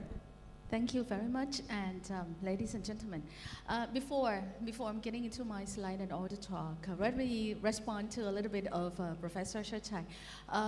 If Ajahn Tirani would like to have Sirat or Rama or Mahidol is actually piloting, don't go anywhere. Come to Bangkok. Because you don't have to go to 76 provinces. Come to me first. Because HealthLink is actually deployed by BMA, by the way, and all the stakeholders that we have in Bangkok anyway. And we are more likely to actually link with the Ministry of Public Health as well. So it's just that to plug in. And I have to second Professor Ross that, when Professor Ross said one sentence, I really love it. He said, computer doesn't know who agree or who disagree. And computer only speak 1 and 0. People who agree and disagree is political decision maker. And because of that, you guys also know, I'm the only one that, I'm here without medical doctor degree, so I'm political science. Me so neither. I criticize everything. So by far we know that the problem of the data linkage is not the data itself. Or even if you have a different standard, as our Professor Tirani said, you can actually talk standard. But who make decision in which you're gonna talk beyond and cross those standards? I think that's been a problem since day one. So whatever I'm gonna present right now, I have to apologize that some of this BMA might continue spearheading and do it on our own, fragmented, as Ajahn Tirani said, but because I only served 4 years in my term and I only have 1 year left. So basically I need something to go on, and people of Bangkok need to be taken care of. As Ajahn Tirani said, that we actually, the scarcity of the numbers of the doctors is actually real. People always mention that in Bangkok you have the numbers of the doctor, the highest number of the doctor. I said no. You are talking 5.46 million people registered, another 2.2 million people who residing in Bangkok, another 2 million of commuter in the morning and during the daytime. I serve 10 million during the day. The numbers of doctors that you said is a lot is actually in private hospitals. I'm having about 136 hospitals in Bangkok. Only 22 belong to public. Only 12 belong to me, per se. I only own about 11 to 13% of the resources to provide. These 10 million, I'm complaining right now. These 10 million, you are talking 60% of the 10 million come to public hospital. 1/3 is under universal health care. Another 1/3 is civil service. So they all come to me with the 13% of resources that I have. So of course, digital and transformation is the answer. And I really envy Estonia. So by far what I'm gonna present is actually somehow I get the idea from X-Road of the Estonian model. And I had a chance several years ago to visit Tallinn University. And if Ajahn Tirani asked what struck me the most in terms of Estonian model, it would be 2 things. First, Ministry of Possibility, that they are designed what, see, he laughed. You have to listen to this concept. This concept of Estonia is so marvelous. It's make things possible. And it's already gone because things are already possible. The other thing is the culture that they embedded. If I'm right from the chart of history that university put up, they're actually introducing computer and the computer work in terms of data since 1972. You are talking long culture of doing this analytically. And also they're actually having about 2 million people in the country. And they actually embed all the public service sharing with the data and functional password code that using together with national ID, that's how it works. So in terms of Bangkok, I'm trying to actually step on that shoes a little bit. So you already know that we have a challenge. Everyone said that. I'm not going to repeat them. So these are what I'm taking care of. And these are all the numbers that we have to take care of. And I have these only staff. I have about 5,000 doctors and nurses in my hospital, 12 of them that I actually conquer right now. And if you talk the recent problem, psychology, let's say psychiatrists, I only have, this is gonna be like not very good to say this, but I only have 23 within my 12 hospitals. And I'm running out because right now from my health check, 11% of the people having under stress in Bangkok. So that would be like enormous gap to fill. So by doing this, oh, I'm sorry. These are giving you a demography and landscape of what the system of Bangkok is. So I would like to bring another facet, not technically, because I cannot speak better than Professor Shatai in terms of technical capacity to link. But let me tell you that since I'm the Deputy Governor, I need to govern. So basically when you talk data sharing, it ties up to another two things, is data governance and health governance. And these two actually cannot work without data for sure in terms of sharing. Everyone wants primary care to be the giant person, to be a hero, to be everyone that everyone comes to whenever it happens, especially common illness or anything that is not complicated, so that tertiary care and super tertiary care can actually taking care of a complication. I agree. But in order to do that, it means that trust culture of primary care in Bangkok has to be at primary care. So with doing that, and I'm running out of lack of doctors and nurses, the only way that I can do is using telemedicine, so that the system at primary care of Bangkok linked very well with the tertiary and hospitals or all the personnel in medical service and nurses as well. So this is a system that we have to link, and right now, that system, thanks to the BDI, right now the system, I think if I'm right, the numbers yesterday, one of your team come to me, 1,531 primary cares is already linked within the system. It means that some of the PHR can also be shared. It means that picture it. Since I have a little symptom right now, I'm having sore throat, and I walk to the pharmaceutical store, and then the pharmacist said, okay, you know what, you just go with this, giving me the pill. The next day, I'm not feeling that better. I go back to the pharmacist, and then the pharmacist said, let me look at your record. It's already happening in Bangkok right now. Only if I say yes. The OTP would be sent to authenticate, and then the data would be called upon request, each by each street only, X road per se. We are not invading in the data center. And then they can set a record of what is going on with me. The referring system, the pharmaceutical store in our network can also refer the patient to our primary care, public health care center. In public health care center, we also provide doctors, GP, family, and also nurses in the center, so that those of the illness that actually can be browsed up to see the record, allergy per se, last treatment, and all the 13 file. And Professor Ross, yes, of course, we're using ICD-9 and 10. And to proceeding that, so by far, this system is in place, but I have a big but. The number of users is less. I just told you that we have about 1,531 units joining, only 3,500 times using. But this is not fair because we just add a number out. We've been implementing this link 400 units with 3,000 access to the system browsing design. So my point is, it's not only the system that is linked, but also the culture and the norms of the doctor to browse it up and use it as well. And since we are not very familiar with that, a little bit of everything, look at the bright side, primary care can take care of everything so they don't need to browse it out. Look at the other side. Yeah, I just don't want to bother myself with another step of using the system because it's increased more time to see the patient as well. So I think we are talking both sides in terms of practically using this. Another facet that I want to bring up is this is a system that BDI help us, and we are on the way of linking this data. I'm launching, but in Bangkok, Professor Tierney is talking about, we have 13 district of health. Bangkok is 13th district, district 13.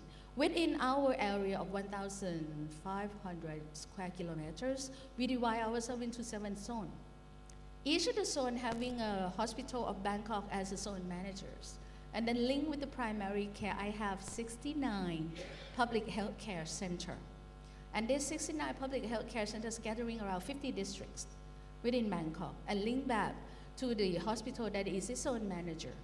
With this system, we are trying to practice telemedicine, teleconsult, and all of those emergency that we actually need a consultation on. However, there is another problem. I have to talk to Universal Healthcare. Secretary Jadet is sitting here. Good. The problem of the system within Thailand, within Bangkok, is that the patient who register to my public health care or to any polytechnic clinic doesn't actually always, the referring system doesn't always refer them to my hospital under BMA. It refers to the hospital under public health, the hospital under UHC, pretty much like what Mahidol is talking about. And with this fragmentation, federalized system is not working yet in Bangkok. So it's gathering. I cannot control where they go that much. So we need the linkage a little more in terms of data governance, who is linking with whom. And outside BMA jurisdiction, I only have jurisdiction with 12. I still have 10 more to talk with in terms of public hospitals, and I have another 100 something to talk with in terms of private one. So this data sharing has been really benefit in terms of trying to have the patient come to our center, see everything. The repetition of cost and benefit in terms of budget, in terms of pharmacy that they're using, allergy or unnecessary treatment can also be viewed, but it's still limited because of the siloism and the jurisdiction of where we treat whom in the system. That's another problem. And this is all that we link is trying to work under this system, so we need that as well. Last but not the least, this is a health check program that Bangkok is launching last year. We call it 1 million health check. This data is available on the internet. You just type health2.bangkok.go.th. That is dashboard for you to actually play with. These are macro data, so don't worry about PDPA.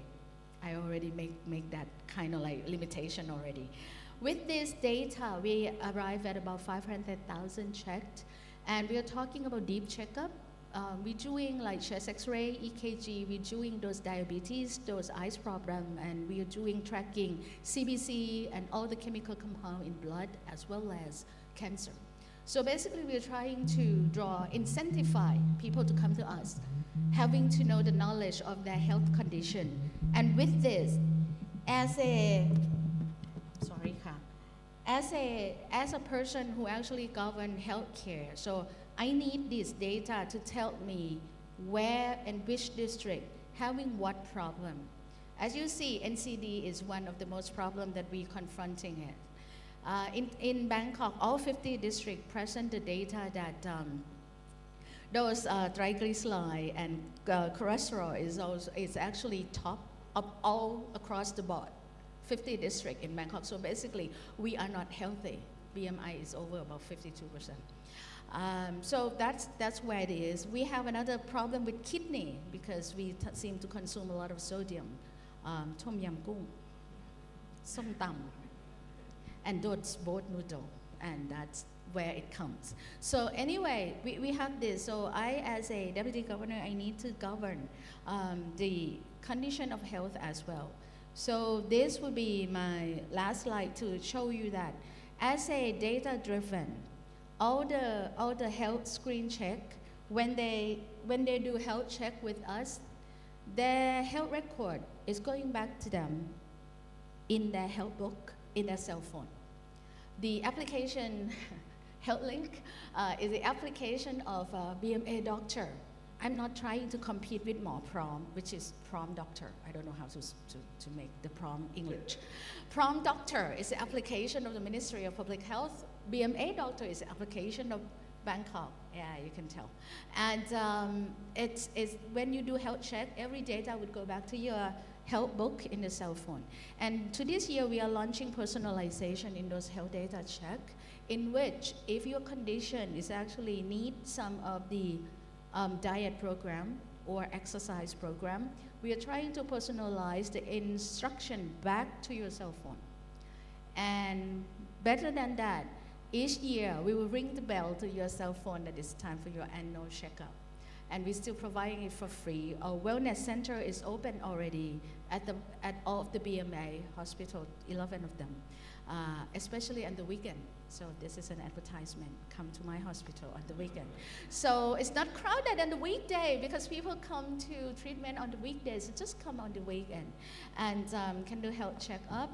And this, we are not actually limited it to us only. Personal health book is your information. I don't care what doctor you're going to. Just open it to them, what kind of health condition you are.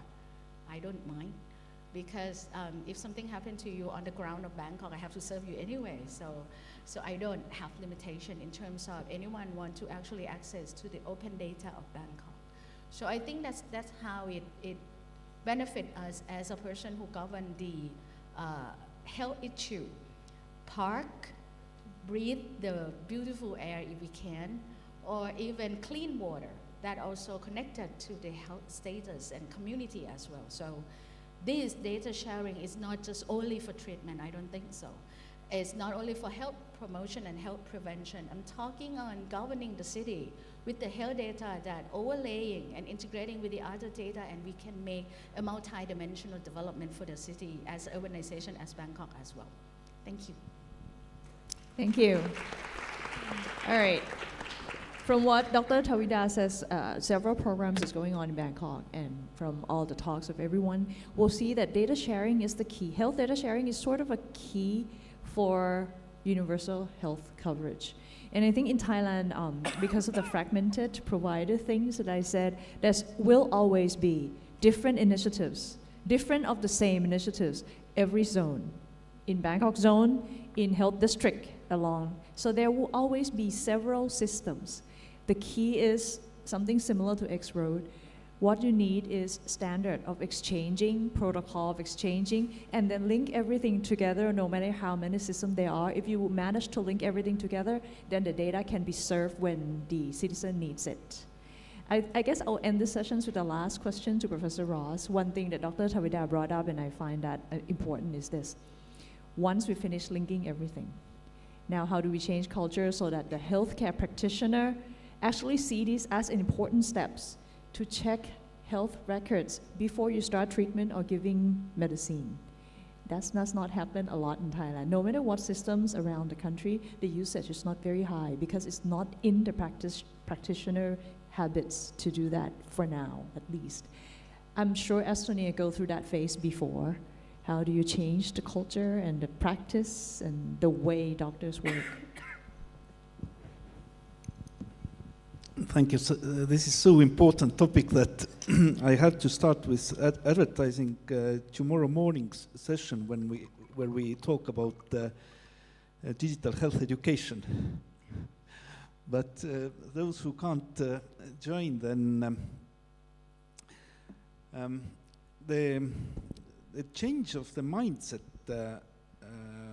of caregivers is very, very hard to achieve, because we have trained to help the person here, right now, and fully. And this is also expectation of the patient. So I come to see doctor, treat me. And I, as a doctor, I have to make decision, quick.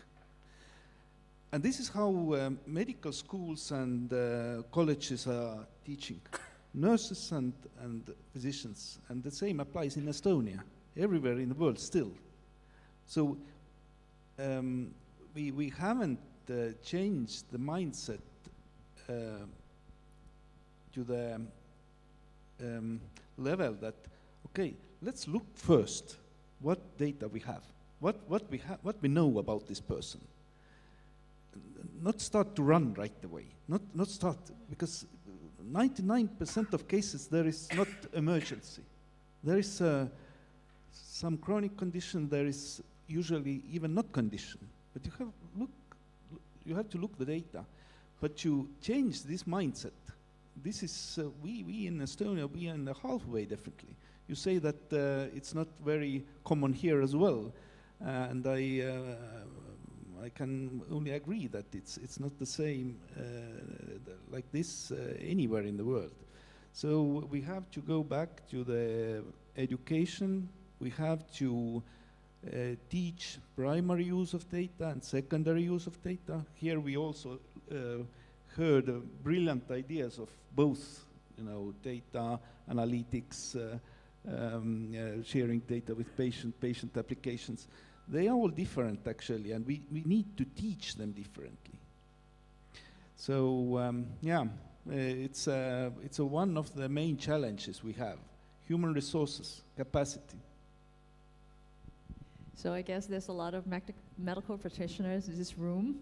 So let's try to start with ourselves a little bit more data-driven when we provide health services.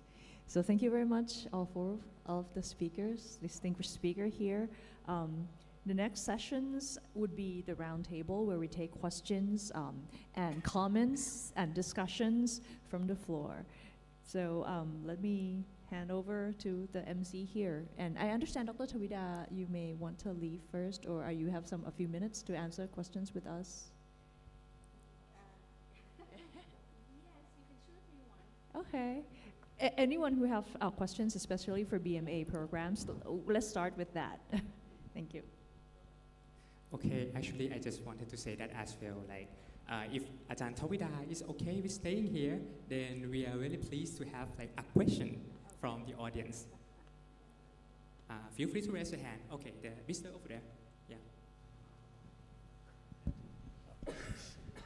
Yeah. My name is Myo. I'm a professor from Juntendo University, Tokyo, Japan, and the presentations are quite impressive. I'm a digital inclusion and healthy aging researcher.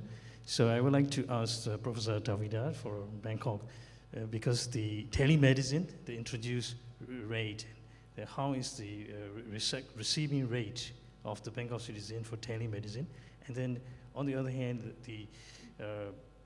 together with these digital platform and application, what kind of digital inclusion program you have in plan to launch, especially the older persons? Because in the Japanese experience, the digital divides delay all the things, and the policy targets didn't happen. So thank you very much. I can tell you that it doesn't work. Truthfully, we getting to aging society, right? And it's actually more in Bangkok. The average of the country might be 22-23%, but right now some of the district in Bangkok is actually 31%. We are talking a lot of numbers of elders, and this telemedicine in terms of having individual use it. I'm talking about if they use it from home. Less number for the elder. It's still our problem to use so. So right now, this is what we fix for that first, and then I will go how to do the literacy in a bit. We are deploying health tech, in which is pretty much look like a container, a big container, and having all the fancy equipment inside of that, but we also have public health personnel in it. A person, real person, kind of like analog with digital. And when you walk there, they would actually introduce you to how you use it. And you can also telemed with the doctor in that health tech by having our staffs actually give instruction or helping you to do so. That's for one thing that we somehow hybriding them with the technology. Second, let's go with the help. So we have, Ajahn Tawida is talking about, we have health volunteer. In Bangkok, health volunteer is quite the same name with the other 76 provinces, but in the average age, health volunteer is really a little pre-aging to aging as well. Good side of them is, if they can use it, they are the communicator. They are the one who can communicate easy language rather than the high language that they cannot understand. In order to make this volunteer familiar with the system, Bangkok has launched technological volunteer. The technological volunteer is basically spelled out one person per one community. In Bangkok, we having registered community 2004. To make it easy, usually in Japan, you have prefecture, right? And you have municipalities, and you have village, Pokomi. So the same way. But in Bangkok, we don't register them as a village. We register them as a community, registered community. We are trying to have one technological volunteer for one community. And they are tasked by us to do spatial data in vulnerable group. And they will match up with the health volunteers. Walking health volunteer to how to use spatial data, how to use vulnerable group data, and somehow slippily, strategically, tactically embedding literacy in terms of using telemedicine. And these volunteers will go to a home ward and taking care of people who cannot actually practically use it. So we're doing that. Last but not the least, every elders club, we have elders club where they get together. This elder club, some of the community that is high capable, they are providing computer within the club. And we actually launched the online program of the literacy, the easy one too, because right now they're becoming a victim of a cyber terrorist and the fraud and the fake news as well. So basically I have to answer you that no single method that perhaps can handle this in terms of inclusiveness. However, we are trying to, my governor always said, make them attached to their friend and society rather than make them attached to the bed at home. So that's a lot of activity that we provide in terms of inclusiveness, and Thai it also, I can talk more, but anyway, time consuming. That will also related to disabilities of those elders as well. So it's a little picture, jigsaw coming together. Okay, thank you, Ajahn Tawida, for her share on experience. Like, if you don't mind, can you take one more question, Ajahn Tawida, from Dr. Punchak? Actually, I would like to ask Dr. Peter, but Ajahn Tawida is also very impressed on your very Frank's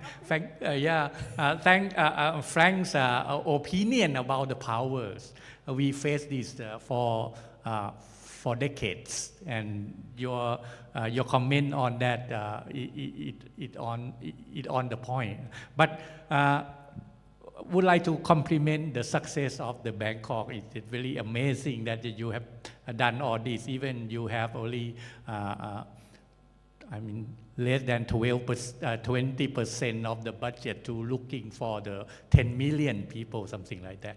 So that is the compliment. But the question is to Dr. Peters.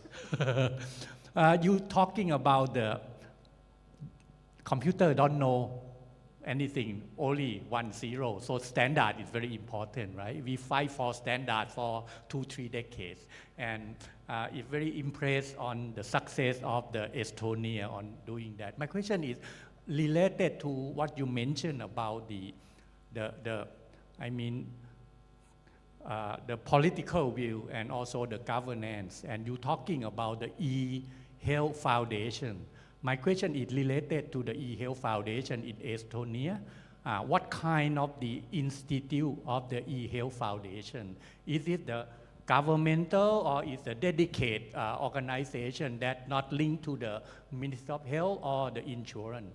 The second question is that it seems like in Thailand we fight between insurance provider, people, something like that, similar to many countries. So second question is related to the single payer health insurance in Estonia. Who responsible for it? And how can you align both the healthcare service and the insurance to use the single standard electronic health information system? Thank you. Thank you very much. Please don't get me wrong, I like computers very much. I work with them every day. But the Estonian digital health governance has been actually evolved during the years. So when we implemented, then we learned from a couple of countries like Finland, UK, that the governance can't be shared. You have to have one institution which actually implements everything, like starting from standards, ending up with servers. So we decided to have, and this was decision of Minister of Social Affairs / Health, that let's establish eHealth Foundation, which is really foundation. It's founded by, and this was a very clever thing to do. It was founded by the Minister of Social Affairs, then the Minister of Economic Affairs, then societies of ambulance, hospitals, family physicians, and also in foundation was included health insurance. though by law they couldn't be founders because they can't found anything, but they were in the board. And I was in the board, and we were 11 people, and we got now government and EU money. And we couldn't go out saying to crowd that, guys, we couldn't agree, take the money away back. We had to agree. And this was really another wise decision of government to bring together into one executive organization the different stakeholders, and then let them sequentially to make a plan. Now, after years, this foundation has dissolved, and it's now a part of Ministry of Social Affairs IT department, because we don't have any more need for, you know, like the system works. We don't have a need to bring together like a diverse parties. We are together in this sense. As I mentioned that now we have problem. You know, doctors are coming. Where is this service? Where is this service? Why don't you develop? So that's why we don't need this e-health foundation anymore. But we need more to integrate social and healthcare. And now we're dealing also with real health. Like we have here also, you mentioned about person-generated data, which is really health data. It's not disease data. Actually, if I talk about the Estonian health information system, it's Estonian disease information system, because most of data is about disease. And now it's duty of Ministry of Social Affairs to kind of absorb additional parties to even widen this virtual health room of the person. So, so nothing is fixed. You have to adapt to the situation. And coming now to the question of universal health coverage, I, as a young doctor, I'm not anymore, unfortunately, but when I was young, I had one enemy, and it was insurance, because they didn't give me money enough. But now insurance is in our board. Insurance also, because why we digitalize? Because of three things. First is accessibility, second is efficiency, and third is quality. And all these aspects are interest of insurance, universal health coverage. So I think, well, society evolves, and also these, the more you like change the way of health and healthcare and medical service provision into the digital, the more you get like a friends rather than, you know, to whom fight. And the same, I think, it applies definitely here as well. Think that, well, we have one cloud for the patient data. You assign ID for the person, and you collect everything there. And you can have hundreds of different hospitals. Thank you, Professor Ross and Dr. Punchai, for the question and the answer.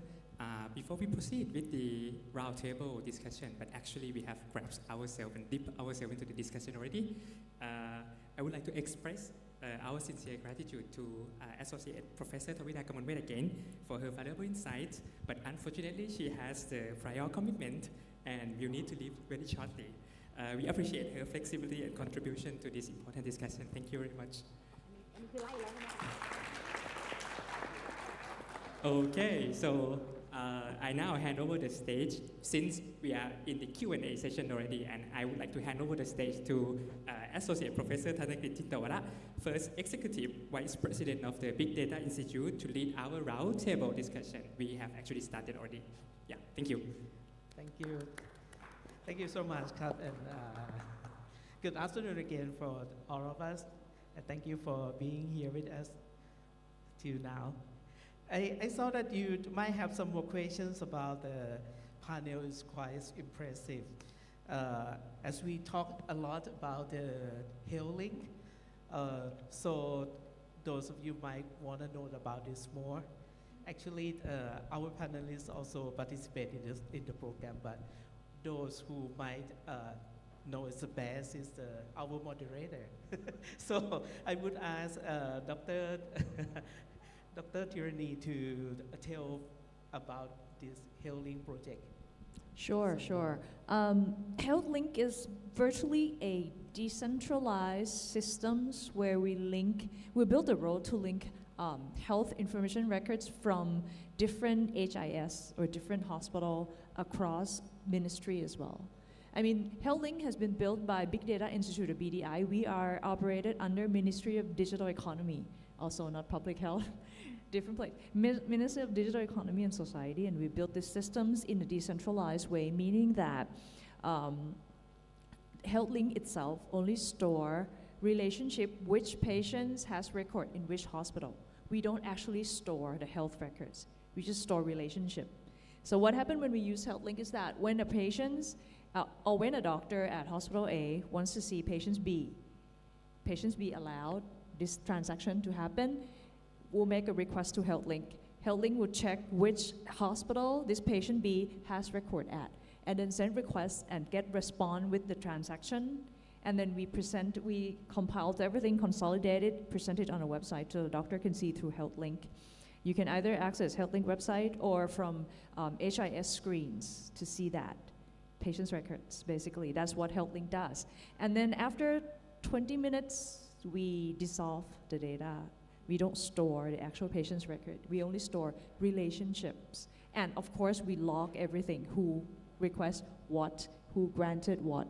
So these are backbone core of the HealthLink systems. And we link university hospital, military hospital, BMA hospital, and around the country, some 10,000 pharmacists and clinics under NHSO. That's how HealthLink work. Yes, in Thailand we have a quite complex system because healthcare system is well established for 130 years. So many system was in place already, and HealthLink help us in reconnect everyone all together in all level of care. So this question was passed to Dr. Jade about is there any incentive, I mean the financial and non-financial, to private providers to join health data sharing in Thailand? For the part we have this kind of thing. We set some money for the provider that submit the data. But after that, we think, we know that every hospital, every clinic, they have their own data, and when they share the data, the benefit is for them as well. So we did not pay the money at all, this kind of thing. Because normally you have to submit your data to claim for our system, so it's your benefit. If you can link the data, we can check that which kind of reimbursement that you get. So this thing is benefit for you. And the problem of that system is that because they have different HIS, every system they have private company to do is, our job is to combine all the data to comply with our standard and can link with us, and if we can do this with comply with that, we will reimburse for you earlier, something like that. Before last year, we reimbursed around 1 month, but after we try to introduce the link of data, some clinic we reimburse in 3 days or something like that. This is benefit of their own benefit, so we did not pay anything at all now. Well, but there's incentives, right? Getting the money quicker is a big incentive. The most effectiveness. And this question for Dr. Chai, what are the minimum requirements for a health system to prepare for value-based healthcare? Also, how can you motivate healthcare workers to provide quality data for the system? That's a very good question. I think they don't, to understand that about the value-based healthcare mean that we pay or reimburse only the process or transaction that create value to the patient. So with this kind of concept mean that they have to work at a network together with primary, secondary, and tertiary to treat the patient to decrease or minimize the number of visits. They can use the new technology or innovation to help the patient to stay healthy. And then when we reimburse, we have to look at on particular diseases or condition to make sure that we pay only the transaction that create value. So it cannot be used as a general. We have to study in a certain condition. For example, knee replacement, you can work like for one patient, we may have to pay like a bundle payment from initial treatment until 3 months of after surgery that we pay only when the patient have the value. That means if the patient have complication, I won't pay more. I will pay only all the bundle. So that in that payment, they have to try to minimize the waste in the system. They can use the home visit, they can use tele, they can use everything to make sure that the patient can walk and don't have the infection. If the patient get infection, you come to the hospital, the NHSO will not pay you more because it's already in the bundle. And so that the way we pay, they can change the way the day they deliver care to the patient. They might work together with the primary, secondary, or even across the Bangkok hospital or MOBS hospital, and then they can share the way they invest in this kind of services.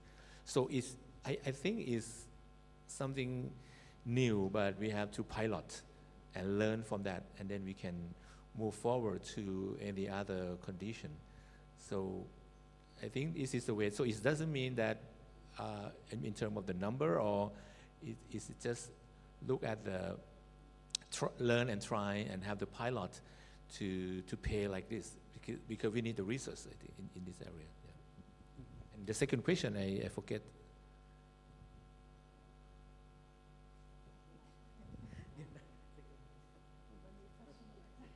So, sorry. Sorry.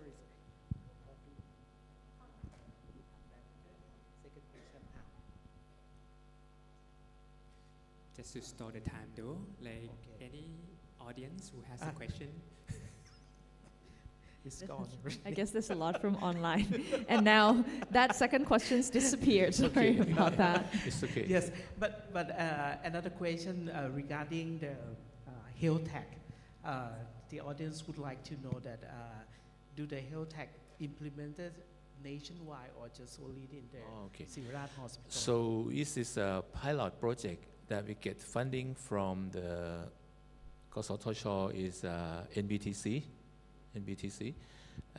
We start through hospital, Sirat Hospital and Jubilee Hospital because it's an affiliate hospital.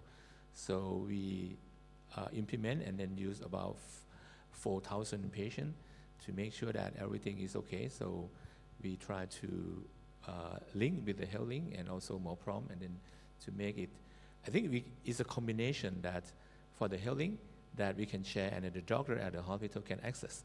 But for the health tech, the patient will going to be the one who carry their information to anywhere around the world. Even though they go to abroad, the doctor at that hospital can also see the information. Even they have the car accident on the scene or cardiac arrest, healthcare personnel can attach the NFC or even ring or whatever, have the NFC and then put the personal medical personal ID. They can access to medication, so they can treat the patient at the scene more efficient because they have access to to that already. So I think we can combine together, we can benefit to the patient. And also if we have the individual patient, we can use the LLM transformer like a rack system. That means the LLM can look at this data and then give them the advice about their behavior next week or whatever. So I think we can work together and then combine together, and then we can make something different and then can provide a value-based healthcare or effective teleservices. Yeah. Thank you so much, Kap. So another questions from the floor, Thank please. you. So I was asking the question previously, and my second question Oh, was, so how can you motivate the healthcare workers to provide quality data for the system? So basically, maybe this is, maybe I can ask the Professor Peter from Estonia as well, because in Thailand, when people input the data into the system, sometimes it's not the doctor itself, but someone who, put in the data. So the quality of the data is also the key for value-based healthcare as well. So how can you manage, or do you have any recommendations for those countries that want to set up the value-based healthcare and really in need of the quality of the data? Thank you.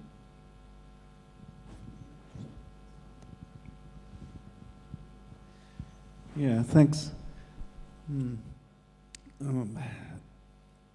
Fundamental question, because everything depends on the data quality. There should be a balance between the classifiers and free text. We know that healthcare professionals don't like or even hate drop-downs, so this is not the way to go. Also, it's not the way to go to leave the text as it is, free text, because then it's, you get, we have so much research, this free text, and you still miss at least 10% of valuable information from there. So it's balanced. So our approach is that we try to structure as much as possible, starting from lab tests using Loink, then diagnosis, ICD, medication, ATC, so on and so forth. We have quite a lot structured classifiers, international. But this doesn't help healthcare professionals so much. It helps, but not fully. So, where I see the light are chatbots, definitely, but to use different decision support systems, including large language models to not only analyze text, but also introduce text. But for that, we need to teach and still establish the terminologies. We in Estonia now go free text structuring with Nomad. I don't know how much Nomad is familiar here, but this is seems to be one of the ways how to standardize free text. Right, but we have seen during these years that because of use of electronic medical records, the texts are shorter, more concise, and because of sharing the data right away, there are less, I would say, assumptions, more facts. So the texts are shorter and seems to be easier to structure. But we have still quite a lot of work to do.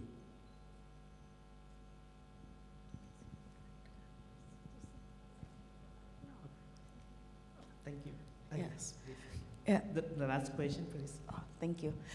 Yeah, I would like to just follow up on the value-based idea, right? I think it's beautiful, but at the same time, maybe could you kind of give some insights of other places that have successfully implemented this type of measures, given that, there's also this tendency or possibility that, okay, if I'm not going to report this because I'm not going to get paid for it, it looks bad on my institution, and therefore patients are being denied treatment or reduced care, right?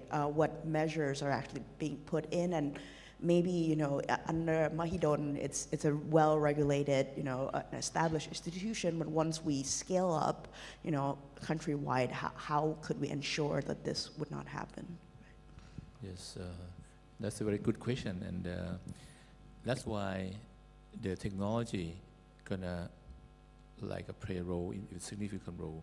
That means the patient gonna be the one who report the outcome, not only at the hospital. It's also like a patient report outcome measure, mean that they can input all the clinical data every day to the technology, to the application, and also the IoT devices can also automatically send the data as necessary. And we might have to start with disease that difficult to manipulate the outcome and easy to measure and easy to detect the flaw or whatever. For example, one of the examples that I think it may be the potential is the bird when at Pathum Thani they have where we have to get the bird, they have some complication because they have to go to ANC in the primary, secondary, and then they transfer when the patient have complication to the hospital. So in the province, they set up the value-based services, but not the payment yet. That means if you are the doctor, OBGYN doctor on call on that night, they're gonna call every hospital in the province to see, oh, you have what kind of cases that you are having. Oh, in this condition, I will give you advice to send the patient directly, or even train the nurses at the rural hospital and provide the guideline, provide on-call or the hospital.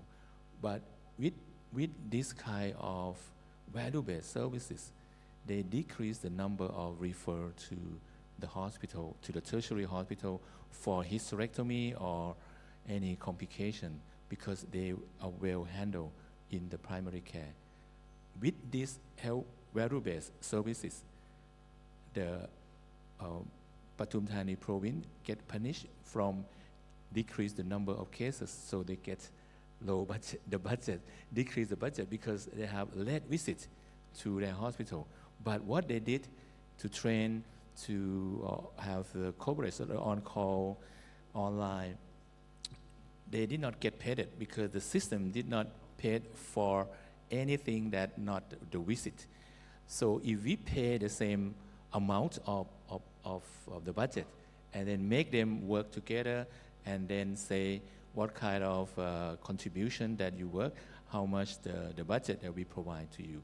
But with the same amount, I quite believe that in some certain condition, the patient can be better in terms of the health clinical outcome and also experience or whatever. But I think it's still early to say that we can use in every diseases, but we have to try and then start and learn from that, and then we can find another condition that we can provide the value-based payment. Yes.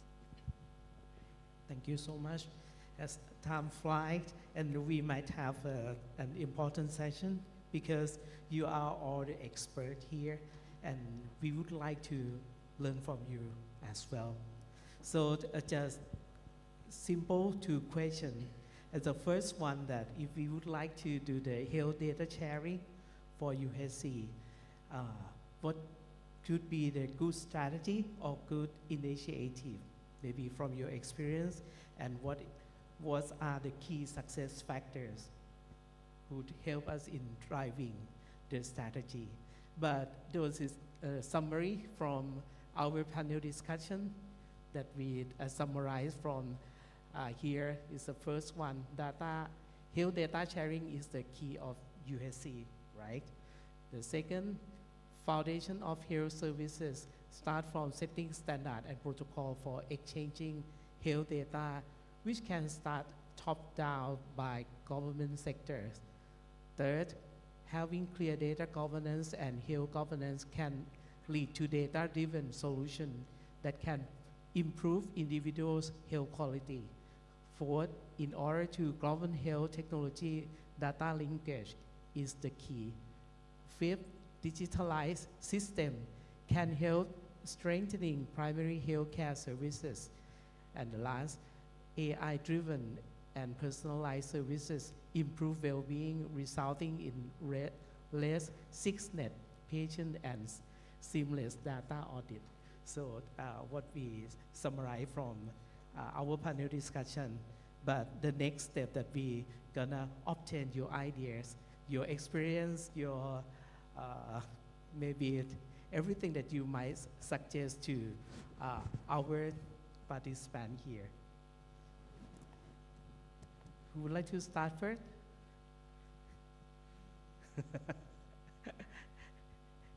Ajahn Bunchai ก่อนเลยได้ไหมฮะ Yes, because our session finished by 5:30.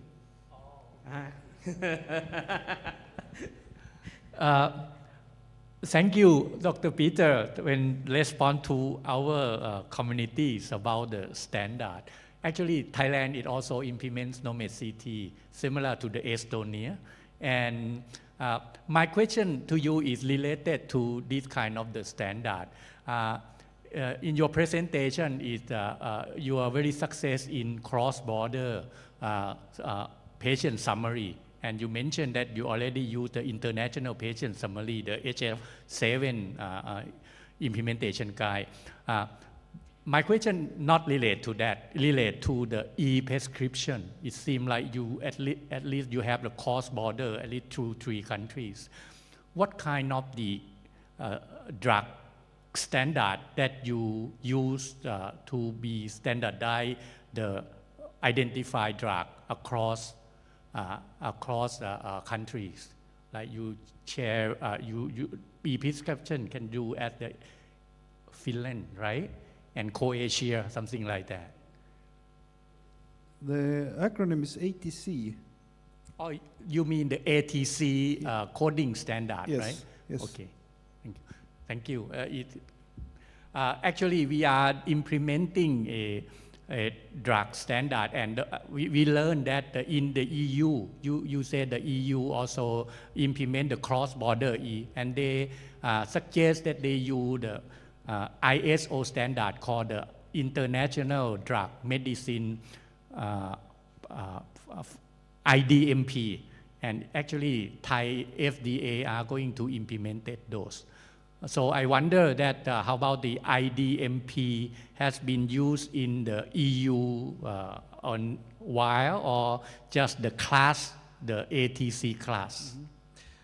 I think technically in EU we are using terminology servers.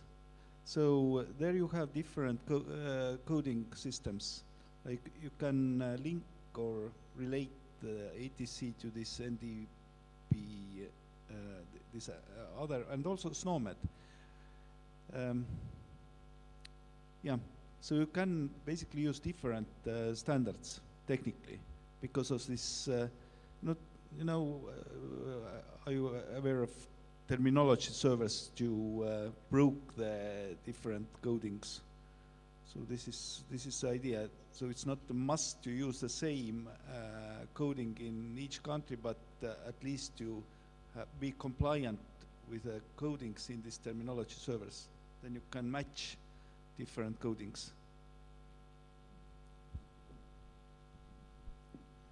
Yeah, thank you so much. So I think that it's quite important for us because the mapping, coding mapping is quite difficult, especially in Thailand as well. We have so many coding systems. So mapping is a tough job, but thanks for Dr. Bunchai who helped us in mapping such a difficult job for us.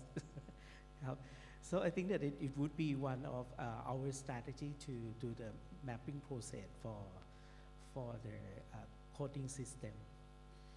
So maybe we gonna hear what is your ideas, because I think that you might be the expert in your countries and also in your job. You can also Dr. leave the Peeper? comment in the system. We'll keep them for Thailand. Yeah, right. And we share among ourselves. If you have any comments that you like to post afterwards. I think that Dr. Pathomporn might have a suggestion. Huh? Okay.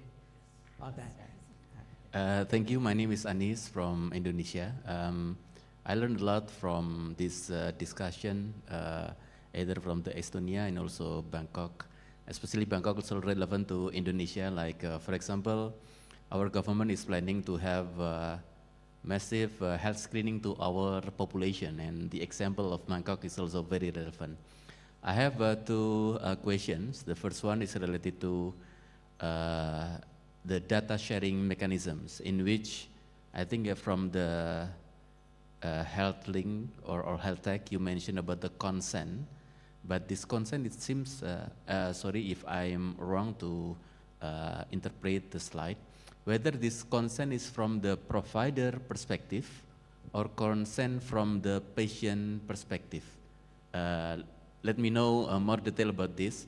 Secondly, in Indonesia, we also, the government, health insurance, also requests hospital to submit the summary, which include digital signature of the clinician. May I know whether the digital signature that you have or the consent you implement here is related to the national ID, so that they just put the national ID, or they need to have also another third party for digital signature that was certified by the Thailand authority for every signature that secure and could not be revoked after the data submitted to the system. And I think would like also to understand about the context in the Estonia related to the EU, whether the digital signature from each country also apply to other countries as well. Thank you. May I respond the blockchain? When you ask the question about the consent from the patient on the blockchain, we use two authentication, what you have and what you know. What I have is NFC that we, at the beginning when you get that NFC, we're gonna have some process of know your customer to make sure that you are the one that is you. It can be from online with the Thai ID because they have the face detection or whatever to get the what you have. And the NFC can be ring or whatever to make sure that it stick to yourself, or in the future we can replace with the bio marker that identify this is you. And the second one is what you know is a PIN number. So that means altogether you can generate like a smart contract to say that, oh, this is you. We don't need the people to identify. It's a zero trust system. So that means this process, we can make sure that this is you who authorize this system to generate, to make the key and then open the data on the HR7 fiber on individual hospital that you visit, and then all the data go into your smartphone, and that's all. And then the smart contract did not keep any clinical data in the smart contract. So that means we can make sure that the patient who are the one who register and sign the consent that I want to get the information, and then I can bring to other people that I agree to have them see in my information. So this is the process behind of the blockchain technology. Yes. For the digital, I may have something that in organization we also use the e-signature, but we have three types. The first type is that we just use in the organization. But the second one is we can use across the country, but we have the rule that how we make sure that this is the paper from my signature. But if we want to across the country, we need the third party to verify the system that this is my signature. So that it can be used in the organization and also it's different from the NFC that I told, because we want to make sure that this paper is signed by someone that's identified correctly. Yes. As for HealthLink, it's slightly different, slightly simpler. It's patient consent, by the way. It's not provider consent. It's patient's consent. We, through many channels, many apps available in government, patients can go in, citizens can go in and then use TID. TID is a Thai Citizen Digital ID to sign in, validate themselves, sign in and give consent to HealthLink systems. And when that patient's medical citizen go to see the doctor, we will notify whatever channel they're registered in for them to say it's okay for this transaction to happen. The doctor can see my patient's record right now. If the patient has not give consent prior to, we will pull mobile number from HIS and then do OTP. So basically that's how we verify each transactions. So as for the doctor, we check with medical counsel on the registration of doctors that this is this particular doctor who he said he is, and then allow the transaction to happen. And it's go for different like pharmacists, doctors, chiropractor, all different professions. So that's how it works, it's patient consent. Yeah, and then the question regarding mutual recognition of digital signatures in EU. So EU is going towards mutual recognition, but work in progress. So today I think there are 5, 6, 7 countries which recognize mutually their digital signatures. Not more yet. There are how many countries in EU? 36 or something. Yeah. Regarding, then maybe I can add also regarding this digital signature of different documents, digital stamp of the institution is another very useful tool, especially for signing different hospital documents. It was really big burden initially, also in Estonia, to ask each document, like on the paper, to sign digitally by doctors, and it caused a lot of resistance. But once the digital stamp was introduced, then you collected the documents, and then you can sign it by digital stamp, which is a signature of the hospital, and do it in once, like 100 documents.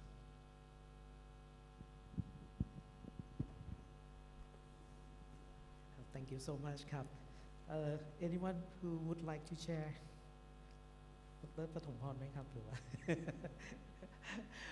Okay, I think that it's time for us to gonna finish the session, because today is Chinese New Year, so we don't work too much because it's mean that we're gonna work a lot for the whole year.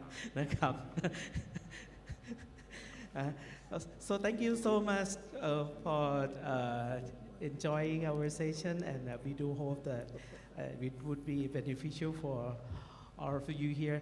If you have any questions or any suggestions, please let us know that it's going to be valuable for us as well. Thank you so much, Kap. สวัสดีครับ Thank you. Just to recap again, like for the remaining questions, we will try our best to help respond after the event. Thank you for your contribution today.